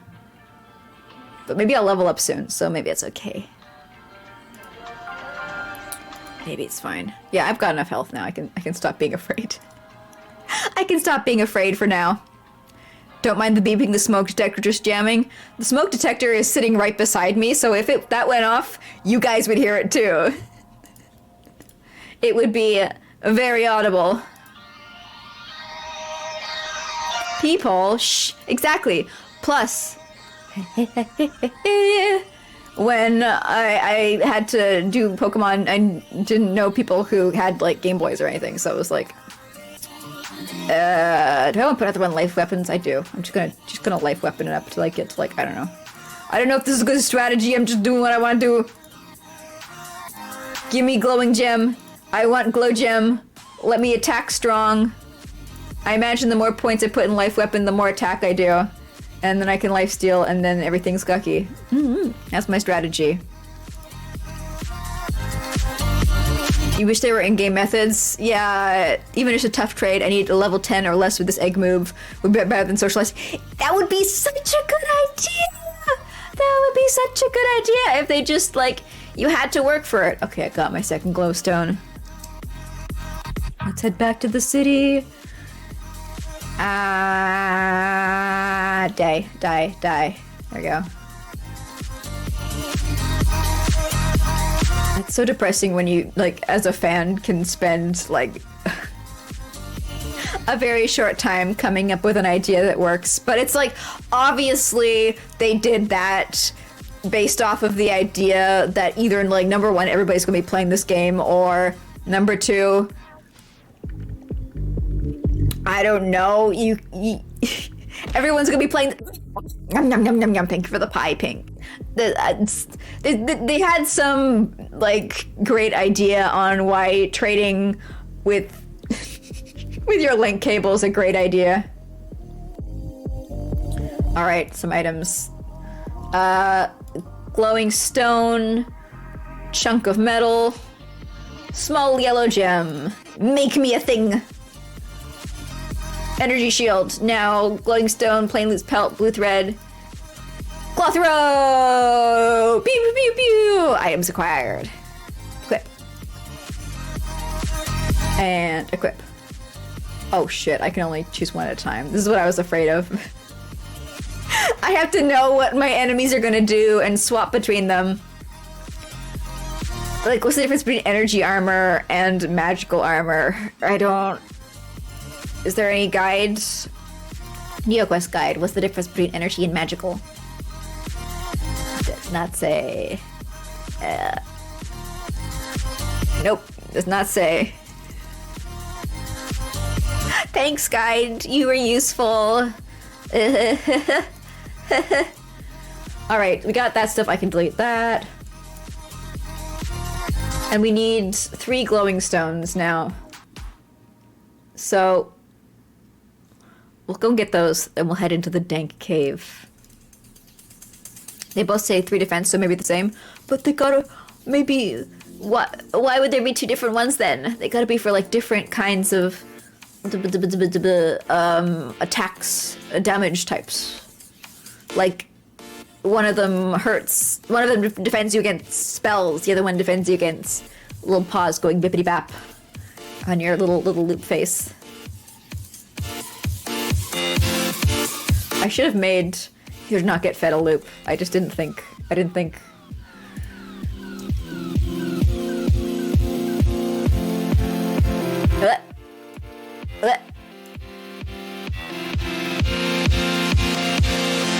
Someone would have to buy 2 copies and 2 handhelds.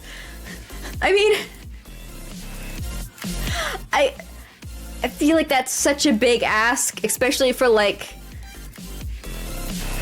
the first game in the series when they don't know how successful it's gonna be. Like, we gotta have pretty big pants to think that it's like, oh yes, people will want to play this, will want to get this Pokemon so badly that they will literally buy a second Game Boy, or their parents will buy them a second Game Boy. Glowing Stone. Got. We just need one more.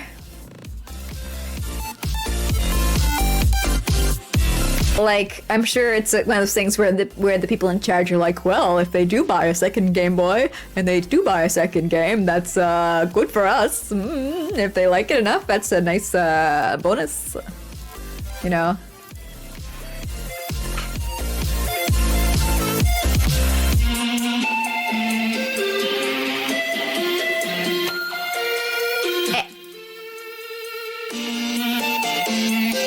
And then the end edition upgraded version, yeah.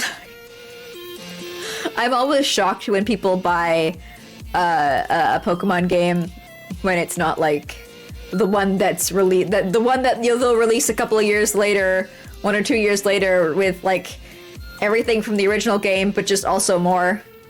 But I guess it's like you want to be in the cultural zeitgeist, right?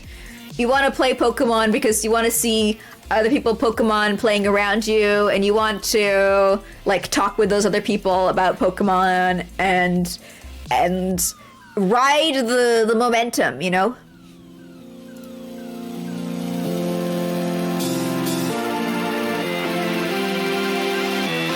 It's understandable. It's not an emotion I ever feel, but I understand why other people feel it. Still mad Nintendo forced people to buy Game Boy Advance and Link cables to be able to play Final Fantasy Crystal Chronicles. I had Final Fantasy Crystal Chronicles. I played it. I don't think I ever beat it though, and I don't remember much from it. I think I have it on my phone. I think I bought it on my phone when it came out on your fucking phone. Let me see. I didn't finish it there either. If I did. Yeah. I do, but I think I think it's one of those games that it's like it doesn't have enough plot consistently happening to constantly feel like I'm making progress. I think that's why I always lose attention with it, because it's like it gets to a point where you can just grind and nothing really happens. And that's when I lose attention, I lose focus, and I stop playing. They probably wasn't the intent, but they learned people did that, and they kept it a tradition. Yeah. I mean, tradition. It feels wrong to use that word, but it is. When I think of the word tradition, I usually don't like associate it with like making more money, but I guess it is. I guess thinking about it, there's nothing about traditions that have to be like, tradition is something that is a repeated action that is taken year after year that is entirely non-profit. There's no such line like that in the definition. You played Pokemon because you like RPGs and watching numbers go up. Number go up feel good. Number go up feel very good. They did a remake on the phone. The music was charming. It felt a bit padded. Yeah, a lot of times with RPGs, the moment that they put you in like the open world, and or like get you to a point where, why am I not at hitting? Let me hit! Why is this ice shit kicking my ass?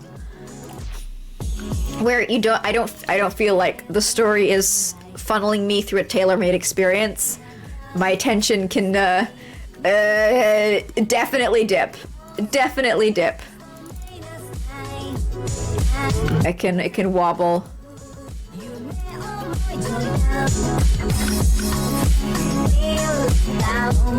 Glowing stone. Okay, good. Last glowing stone got. All right, let's heal up and head to the dank cave.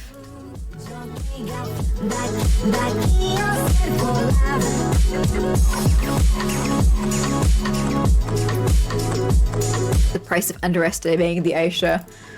But it's so cute. It's got little bippy baps. It would never hurt me. It would never hurt me. Plains of Jub. I need to stop being in hunting mode. I just need to get there. That's the thing, is you stay in non-hunting mode until you get to the place that you need to go. But level 5, I won't turn that down. Let's get my lifesteal better. I was like, I've noticed I've been like lifestealing one point, which is not very much. Okay, normal. Let's just do normal and let's go to the plains of Jub. Jub.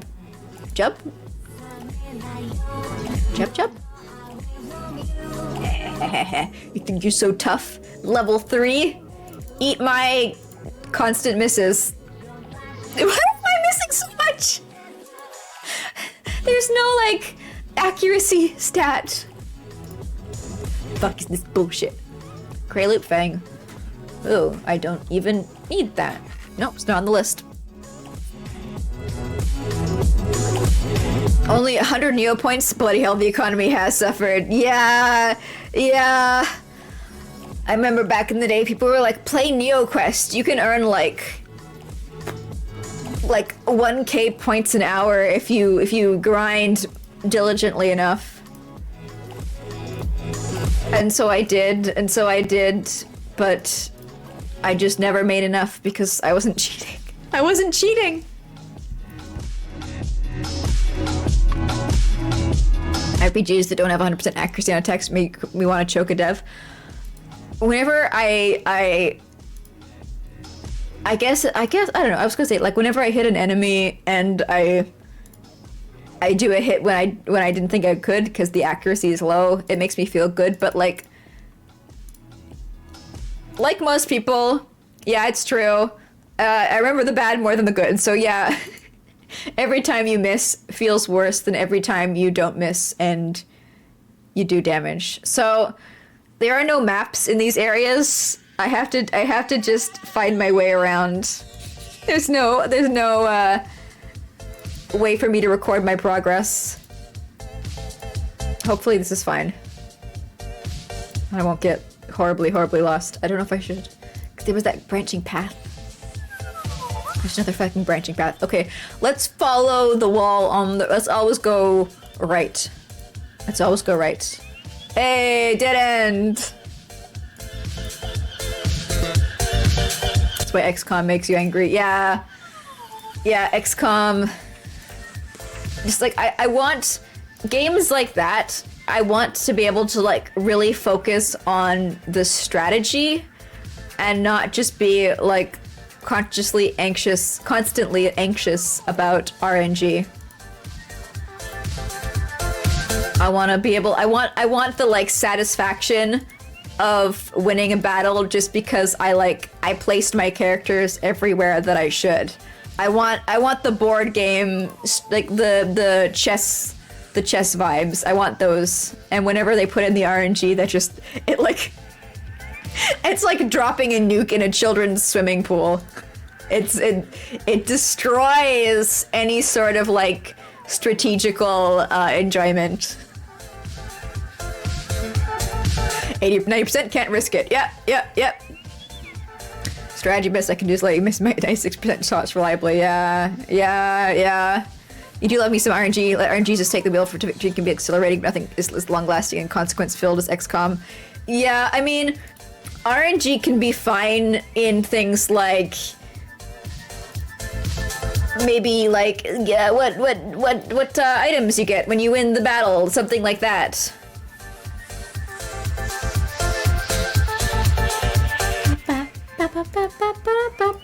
Something that doesn't take away from the player feeling good about the decisions that they make.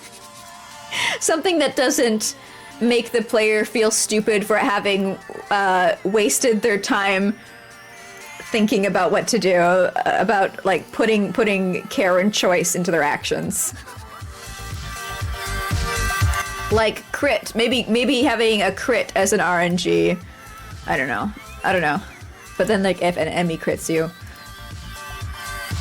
it's hard to say where like the line is with RNG. Which is, I suppose, why it's still badly used in a lot of places, because it's such a thing you got to be careful about. I'm getting so many weak healing potions. I have a big stockpile now. I don't even need them because of my magic.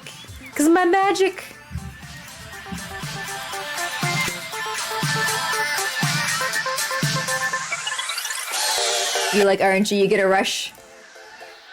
What kind of games do you like RNG in? I imagine it's not like games based off like tactical positioning and stuff like that. Maybe it is though. Maybe it is.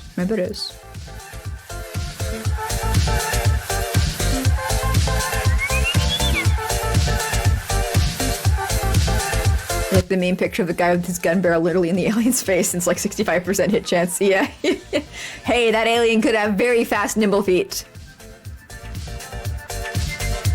You like randomizers though, like for RNG areas? Yeah. Like for, I don't know, for positioning characters and like generating maps, it can feel okay, but it can also, if it's like overused, it can just make everything feel like obviously no thought put in. I like areas in games where it's like it feels like it was crafted by no, I don't want to use my healing potion. It was crafted by a human, not like a human developer, but like a human in the world. Like it's, I know this is a thing that like a lot of older games don't have. Like Doom, there's no real sense of it like being built by like the areas are all very abstract. There's no like real world equivalents. It's just like room with technology on walls. I guess that was more Quake. I don't know. But I found a lot of RNG games. I feel bored after a short amount of time, and like I'm just running around someplace that doesn't really matter, and ooh, found the slope down. I don't know if I want to go down yet though. I don't know. Do I want evasion? I might want evasion. I'll choose evasion. I'm feeling comfy. I'm feeling comfy with my life right now. I can work towards reflex. Makes it all feel samey. Yeah. Like, obviously, it's useful for devs when it's like they don't have the manpower to make areas custom tailor, like in the small indie studios. But a lot of times it's also used by larger studios just because it's like, well, it's easier. So I have a lot of, I think RNG works best if I don't feel it. If I can't like feel it happening. If I can't be like, well, cool, that feels like it was done randomly with no real intent behind it. So it's hard for me to give an example of like good RNG because I can't really like pinpoint moments where I was like, wow, that's fun RNG. Although like, you know, like damage spreads in games where it's like sometimes it depends, like your character can do X to Y variant of damage. I don't mind that. Because it can feel good when an enemy hits you for like the lowest possible amount that they can. But it doesn't feel terrible when you hit the enemy for the lowest amount that you can, because you're doing something, you know? There was some progress made towards your victory, no matter how small. Versus a miss. A miss just sucks in every single game. A miss just like, it's like, cool, wasted my turn. It's like it never even happened. Time has been rewound. I'm mad. I quit. Have you ever played Dicey Dungeons? I have not. I have not played Dicey Dungeons. Best of the mix of fixed locations and also some randomly generated locations. Probably. I've seen uses of RNG where it's like they have tailored assets and they stitch them together with RNG. So it's like areas feel and are handcrafted, but like how they are put together is randomized. And that seems like a nice kind of medium where it's not like, oh cool, this is just computer generated from the bottom up. You just made like 3 barrels and now you've got like various rooms that you can go into and there's barrels in random places.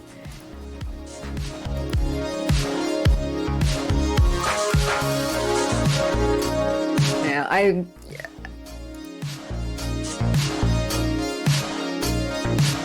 think, I don't know. I guess the games that I've played that I've enjoyed RNG in are like things where it's like the RNG just adds to like the strategic decisions that you make, like Oxygen Not Included, where it's like based off of where items were, where the areas in the game were spawned and like the world generation.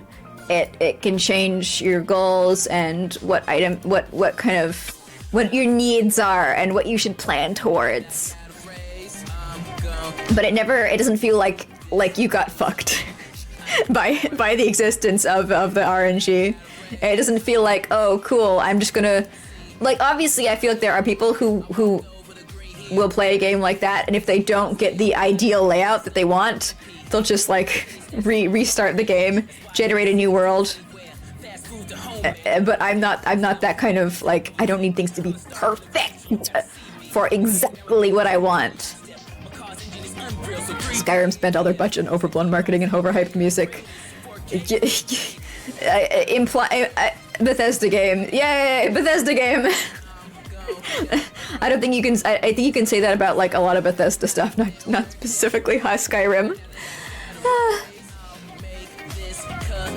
I feel like it's in the wholesale reuse of assets Skyrim does. Yeah, like the one main city in Skyrim, it felt nice, and then everything else was just like, oh, I've seen this before.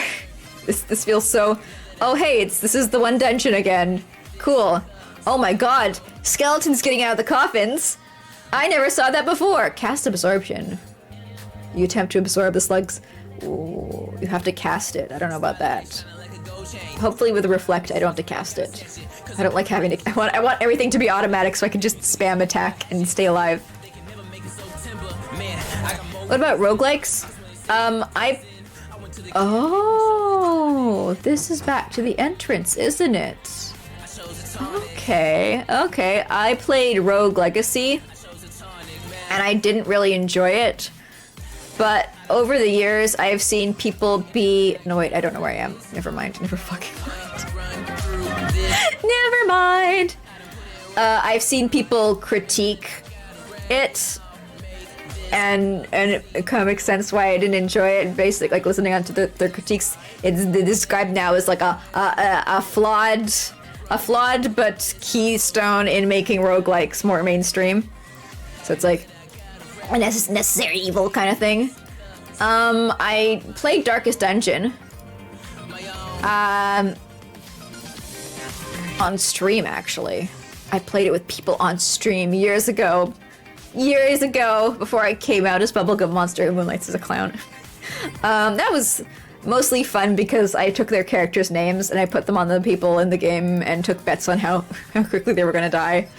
Which was like, it's like, if a game is fun because you're playing it with other people, I wouldn't describe the game necessarily as fun. I never felt like the desire to play it on my own. Because it's like, a lot of things are fun when you do them with other people.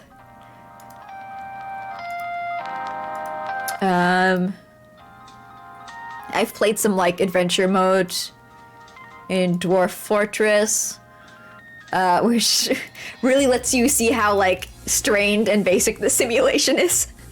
was fun. It was okay. It's been okay. But it's not something that like I will go back to time and time again. That really hooks me in. I have no fucking idea where I am. I'm so lost. I tried Rogue Legacy and thought it was bad. Rogue Legacy. Thought it was bad. Yeah, I really get in my own head about games sometimes where it's like I find them hard and then I'm like, well, it's because you're a bad gamer. It's because you're a bad gamer, Goofy. Goofy, you're such a bad gamer. Is this? Okay, now I know where I am. Okay. And Rogue Legacy was definitely a game where it just made me feel like I was bad at video games.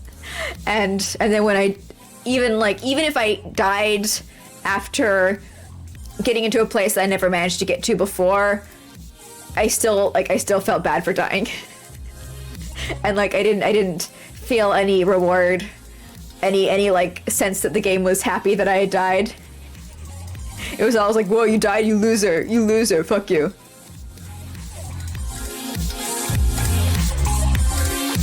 Your lady learned Ha0nk hates everything you like. That's okay. Sometimes it's interesting to know people who have different opinions on stuff. Like, I have a friend who loves everything in Ha0nk, and I'm like, I don't like anything after the first TV show. And she's like, if we were not friends, I would have slain you in this instant. Well, we could still be friends. We could still get along. It's the magic of life. I thought Rogue Legacy had a really fun feel for a 2D affair, but the challenge runs to that funny thing where the devs were too good at their own game. Welcome to Max Perfect Movement boredom. Yeah, I feel like games that require very fast reaction times, I psych myself out over them, and I get really down on myself for not being better at them, etc. And it just turns it into a kind of like feel bad about yourself affair. That's why, I like tactics games. I like games with like thinking out and planning and like all that, because it's less like, oh, you fucked up the jump, loser, fuck you. And again, it's not always the devs that I feel like are giving me that information. It's a lot of the times it's my own head. It's my own brain that's doing that. Like for a lot of people, when you die a lot in a game, it's just encouragement. It's like, okay, I just gotta get better. Okay, cool. I feel alive. My blood is singing. I am rising to the challenge. I don't get that. I just go, oh, I fucking suck. Cool. I'm never gonna get better at this because it's a genetic flaw.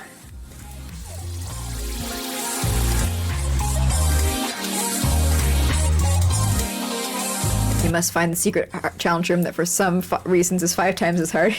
Yeah. How dare I not accompany you into your echo chamber, etc. Yeah. Exactly.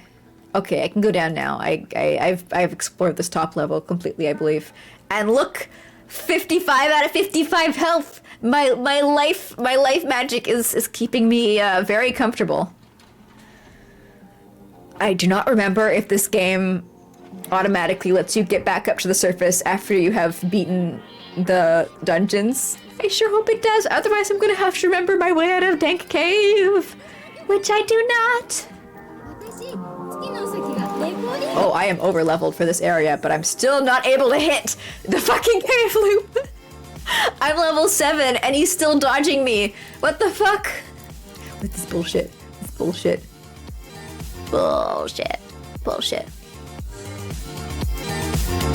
Doesn't help games are awful at balancing fail states. It's either way too punishing or total baby mode. Yeah, I was playing Chicory, A Colorful Tale.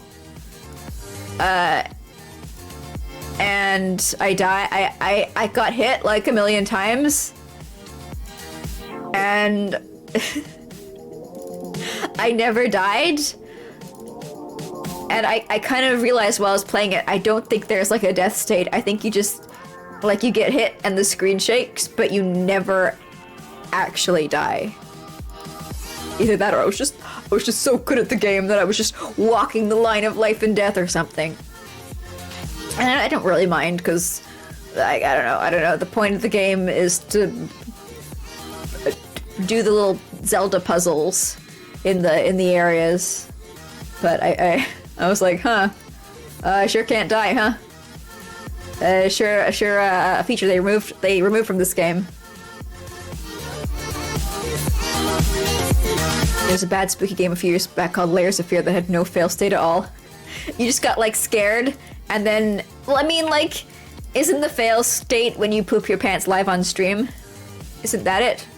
Ooh, that's a little okay. I know where to go. I need to go right.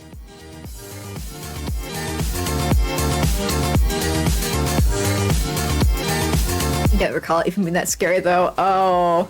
Well, then the game failed. The game hit its own fail state. Wah, wah, wah, wah. You always hate how Bethesda made their global leveling for enemies. It's such a decision. It's such a decision how they did that, and how it's like, if you don't know how the mechanics of the game work, you will hurt yourself.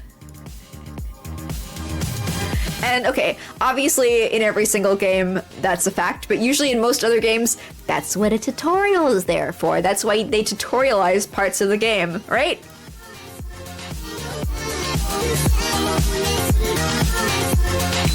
But in Bethesda games, that stuff, it's like they do as much as they can to like low-key make it so you don't even know that that's a thing. Like, they try and hide it. They try and hide this thing that you need to know, otherwise you will hurt yourself.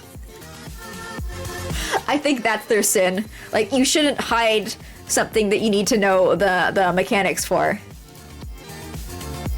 Otherwise you'll suddenly start getting one-shotted by all the enemies because you decided to, like, level up to put more points in crafting or whatever.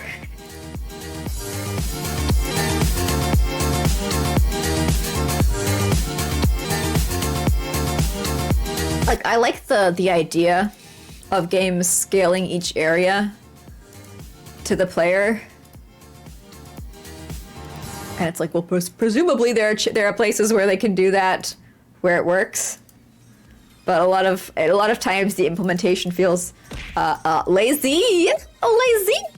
Also, thank you for the follow, Ziazenos. Enjoy your new life as a bubblegum clown. Get bent, your final insta-kill arrows are now back scratches. Did you stop getting more into his skills since you were overpowered than the game was? Oh, they're stronger now. Yeah. It's miserable when you grind power up and that's like, oh, I feel exactly the same as before. See, my experience of Skyrim, I never felt weaker. I mastered the algorithm. Somehow, I don't know. I don't think I was really paying attention, but I accidentally got to a point where I was too strong and I broke a fight. It's when you're at the very end of the game and you're going to go fight zombie dragon or wherever he is, and you go through a temple and you get to the top of the temple where there's supposed to be a portal to the realm of the dead, and there's somebody at the portal and he's got like his staff floating in midair and he's going to summon 2 dragons to fight you. I lay flat on my little Khajiit belly button.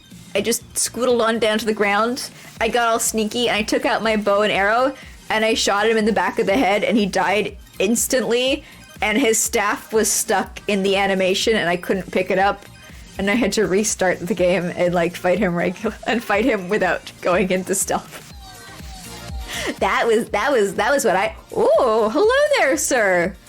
Look, it's an NPC. I did sneak archery. Yeah, the only thing in the game that works. Yeah.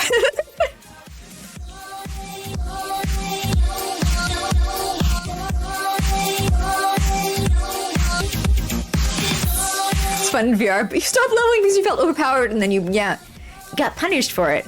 You got punished for it. Enjoy trying to balance the game on your own. Ha ha ha! It's got a life of its own. It's got a mind of its own. It does what it wants. Stealth archer's just way too strong. Everyone always goes back to it in Skyrim. It's like I don't like archery. I in every single game, archery has to work so hard for me to like it. I've never found another game where I like remotely enjoyed archery, and then Skyrim, it was so good, and I just murdered everything. It was too good. Like, I feel like they know that their game is fundamentally broken, so they never do interesting fights. The only interesting fight I ever experienced in it was like on the vampire DLC. The one vampire in the Frost Castle or whatever. But every single other fight is just like boss lumbers around in your general area or in the room, and every so often the AI automates and it does its 1 or 2 routine pattern or throws attack at you, and then you hit it a lot and it dies. They feel very brain dead. I feel it's like Bethesda knew there was no way that they're going to make their combat good, so they just let it languish and suck. The AI in Skyrim is brain dead as heck. Yeah. Advanced. It's like we're really there in the Skyrims. In the sky, in the rims. An adventure. It's been a long time since I met anyone down here. What are you doing here? I was once an adventurer like yourself, then I took an arrow to the knee, but Xantan discovered me and cast a magic on me that keeps me from leaving this place. I can't move from this very spot.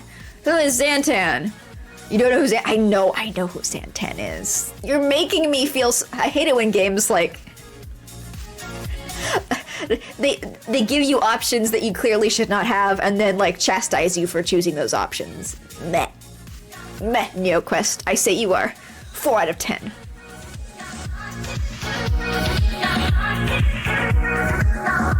Grinding in VR is painful. Oof. Sorry to hear. How do you grind in Skyrim?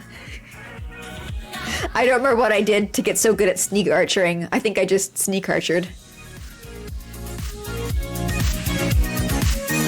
You gotta start by being blown up. That's how it is. You don't always expect to win something just for existing. But sometimes you do.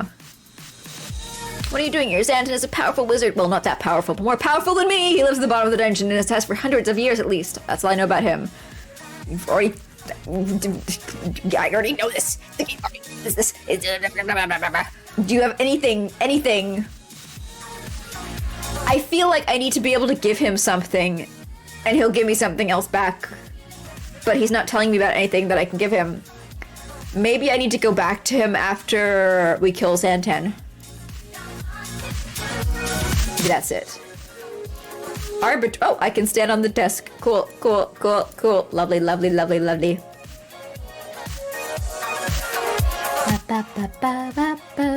Is there anything over here? Another adventurer being stuck in another corner, being like, hey, so I talked to the first guy and I thought I could defeat him. I couldn't. Just like a room full of adventurers. You do the auto-generated quests, Radiant. Yeah, they're next-gen, immersive, infinite possibility, infinite experience, handcrafted, one of a kind. Have I said immersive already? I'll say it again. Immersive questing experience.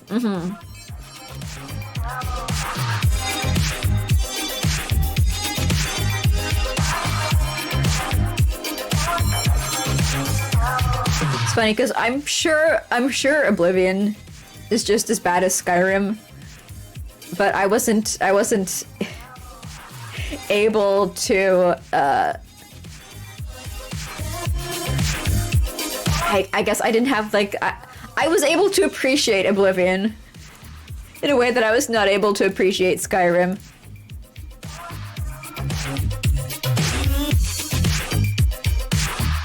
Although I think I have seen like breakdowns in comparison of Oblivion versus Skyrim dungeon layout, and Oblivion dungeon layout was like very complex and large in comparison to the Skyrim dungeons, and they were like branching pathways and shit, versus Skyrim dungeons are just like straight line to the end. So I think like there was like apparently some more depth in dungeon layouts and stuff like that. Ooh. Okay, absolutely nothing in this room. Good.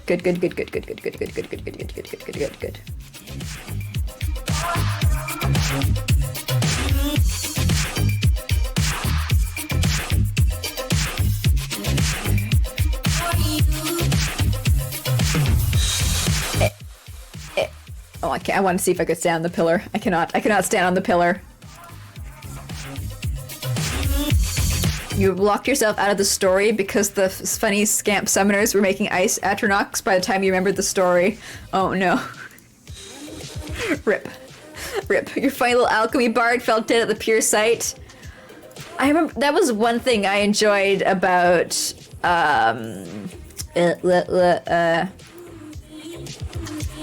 Tiny obsidian. Isn't that something I need? Yes. I think I need 2 of those, but I'll just write 1. I have not been paying attention to the items that I've been picking up here. I really should. Ooh. New enemy type. I'm still over-leveled. I'm still comfy. I don't feel afraid. You know, there's straight up no magic in this. There's no, like, MP. I just realized. I just clicked. Magic is obviously going to be better than items because you can have infinite magic. You can cast your magic spells as many times as they will appear in the option. I think it's like you can cast each spell once per battle or something like that. Maybe for some of them it's like as you level up, you can cast them more times, like as you level the spell up. I remember, yeah, one thing I liked about, one thing I did in Oblivion was I made like all these different characters with all these different like build personas. Got way into them. I like gave them backstories and stuff, and I don't know why, but I just never got the same itch with Skyrim. I never felt the desire. I don't know why. I have no understanding of my own brain. There's some actually really secret and hidden away dungeons with excellent loot in Oblivion. Ooh. Instead of please look at everything we made, nothing can remain unseen. Yeah. I always like games where they actually like hide things. Obviously, you can't do that very much in modern games to like the level of older games, because there will be a wiki article on it out. You can't really get urban legends about games. You can't get like, oh, you need to get surf and you need to go down to the end of the dock and there's a truck there, and what you need to do is you need to surf back and forth right against the edge of the truck, and that's where you can get Mew. That's where you can get Mew in Pokemon. Like, you can't get legends like that. You can't get people crawling through the little corners because somebody else has already done so, and if there is something there, it is on a wiki. But it is nice when games like put in little rewards for people who spend a little bit more time looking closely.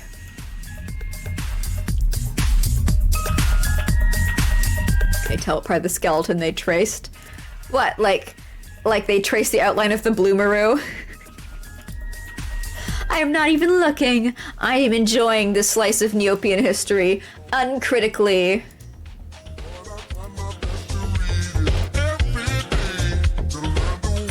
You want that skeleton as a Neopet? He looks cool. Yeah. I mean, I guess mutant paintbrush could get the same kind of vibe. I hate the new mutants. I don't. I think they all look like diseased and not in a cool way. in a very uncool way. I kind of want lifesteal level 4. Let's do that. And then I'll go back to Spectral. Get me some evasion.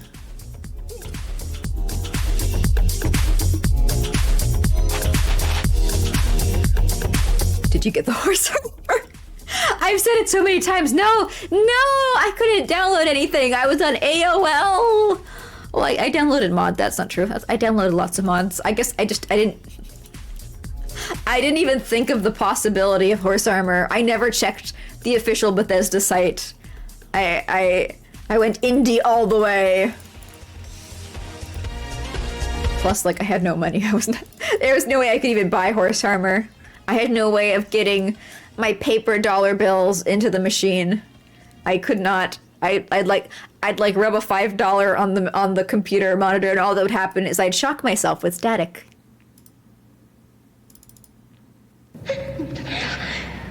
There's some charm lost when you see new games perfectly pathed and broken within a week from release. So finding a video game on it 5 years later, finding a fun video on it 5 years later and going, oh neat, yeah. I love all the YouTubers out there who, like, they do content about literally a game that nobody knows except for them because they played it when they were 5 years old.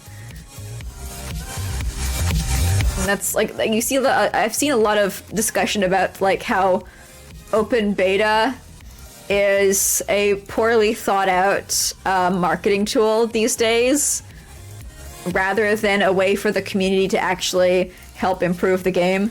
Because it's like a lot of times people will suggest so many things or like find so many bugs to fix, and then the game will come out and nothing will be changed from their feedback, and the only thing that will happen is that the beta was used to build hype, and people on YouTube have already released videos on how to do absolutely everything in the game.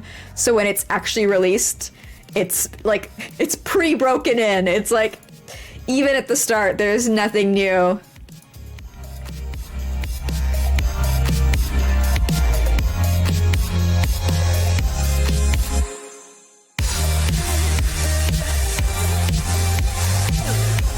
I saw a video once about downgrading Oblivion as much as possible and how it looks. I'd like to see like a demake of the Elder Scroll games, like taking the current like Oblivion and Skyrim and remaking them with like Morrowind sensibilities and fidelity.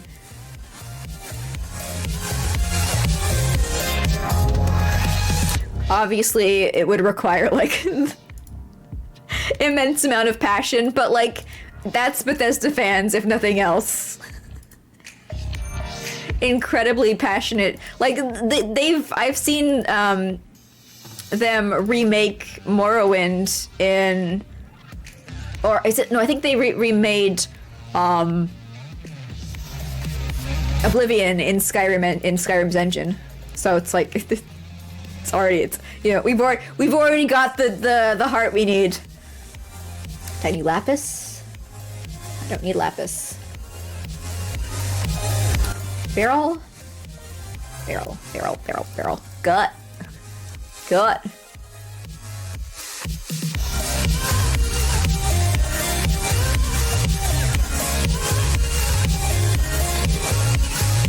No more 80% RAM and CPU. Bask in the glory of wonky polygons. Does Skyrim like actually still cause people's computers to chug? I never experienced that aspect of it. In my head, I don't think of it as like that horribly unoptimized. Like it's no. I don't know. Maybe if I ran it on stream, my everything would explode. That could be it. Got another obsidian gem.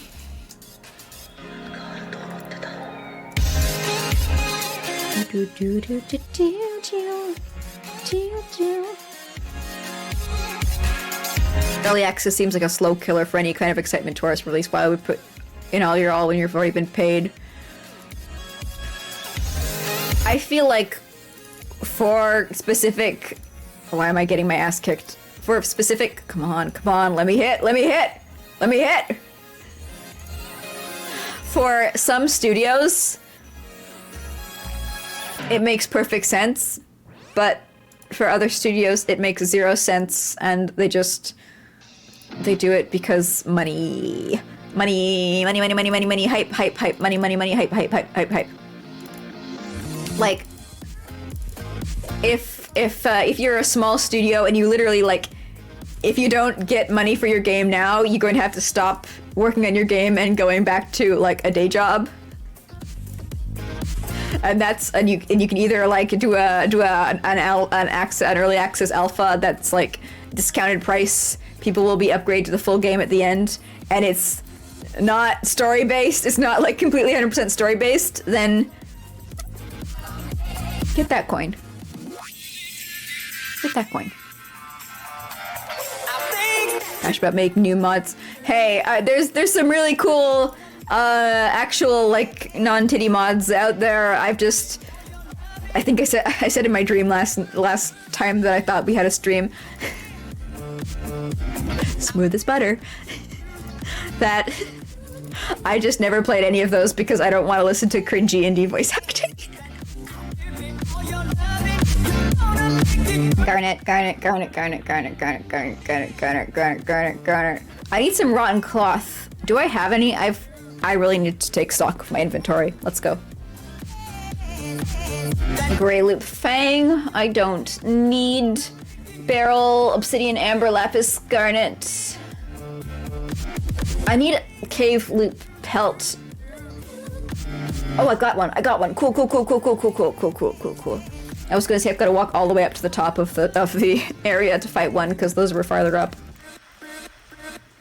I don't have a lodestone. Nah.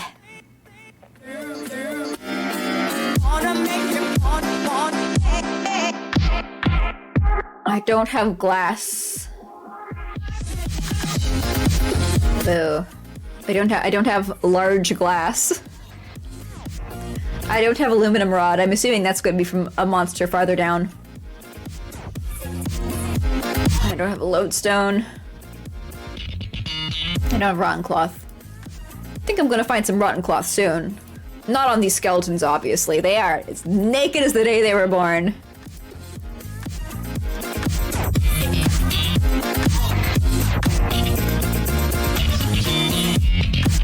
Not immersive if the horse doesn't have a core 4K butt. It's not immersive if the horse doesn't give you little presents, little steamy presents. We reached the peak of video games, and nobody even realized it. We've already gone as far as we ever will. We saw the horse poop. Not to be a party pooper, but didn't say you stopped me at 4 hours. We have passed 4 hours. I got so in the zone. I got so in the Neo zone. I didn't even realize. Whoops. Yeah, I do have to brain factory tomorrow, so I have to I have to keep my sleep schedule in mind. Please don't mess up my sleep for a long week. Long week? Long week? No, we still have a weekend next week, right? We have a weekend. It's regular week. Don't scare me. Oh my god, my health. I love the magic. I love the life magic. I love keeping me alive. Every week is a long week when you're tired. True. Alright. I will do some self-care and call it for this evening. I will save this, and we can resume next weekend. Let's see who's on. Twitch.television. Whip. Oh wait, no, I said that today you guys can also pick who's on. You can also pick who's on, who you'd like me to raid, as long as they're under like a large amount of people. I don't want to raid somebody too big. That's scary. It makes me cry. Makes me swinink. So whoever says the name first, I don't remember who gave me the recommendation last week for Bloom, but otherwise I'd be like, apart from you, you're out of the race. You got your choice last week. But anybody else, you're free. All right, Crab, you are the fastest. You're the speediest little crab to ever zip across the sand dunes. Congratulations. All right, let's go check out Georgie. Oh, Pikmin. Hell yeah. Let's go watch some Pikmin. Right. Growing faster. Do you grow faster in Pikmin 3? I've never played Pikmin. I've just watched people play Pikmin. Take care of yourself in the week. Thank you, Rob. You too. Thank you so much, everyone, for coming by. Oh, let's do my end of the stream spiel. Let me take a drink first. So I don't forget anything. All right. Item 1 on the list. Thank you so much, everybody, for coming by. Item 2, I will be back next weekend. Item 3, if you do not follow me on Bird app, and you are okay with Bird app, and it doesn't make you break out in hives, feel free to follow me on Bird app. I announce 3 hours before I am going live that I am going live, but I also go live at the same time every day on Saturday and Sunday, so if you don't want to follow me, that's fine too. Point number 4. I don't have raid messages because brain hurt. Ow, brain hurt. Ow. Say what you want. Wave high. Don't say anything. Use Wiggly. Whatever you want. Point 5. Click start raid button. Point 6. Thank people for saying thank you. Thank you, Mages. Thank you, Snorlax. Thank you, Crab. It's been really fun. I'm glad. I think having like a half art, half gaming stream worked out very well. I don't feel burnt out on art, and I'm obviously raring to go with NeoQuest. I could have played that for much longer. What if you go there and just sit there being all silent and weird? You have my blessing to do so. Alright, see you guys next weekend, or whenever. Who knows? I'm not your mom. This feels right.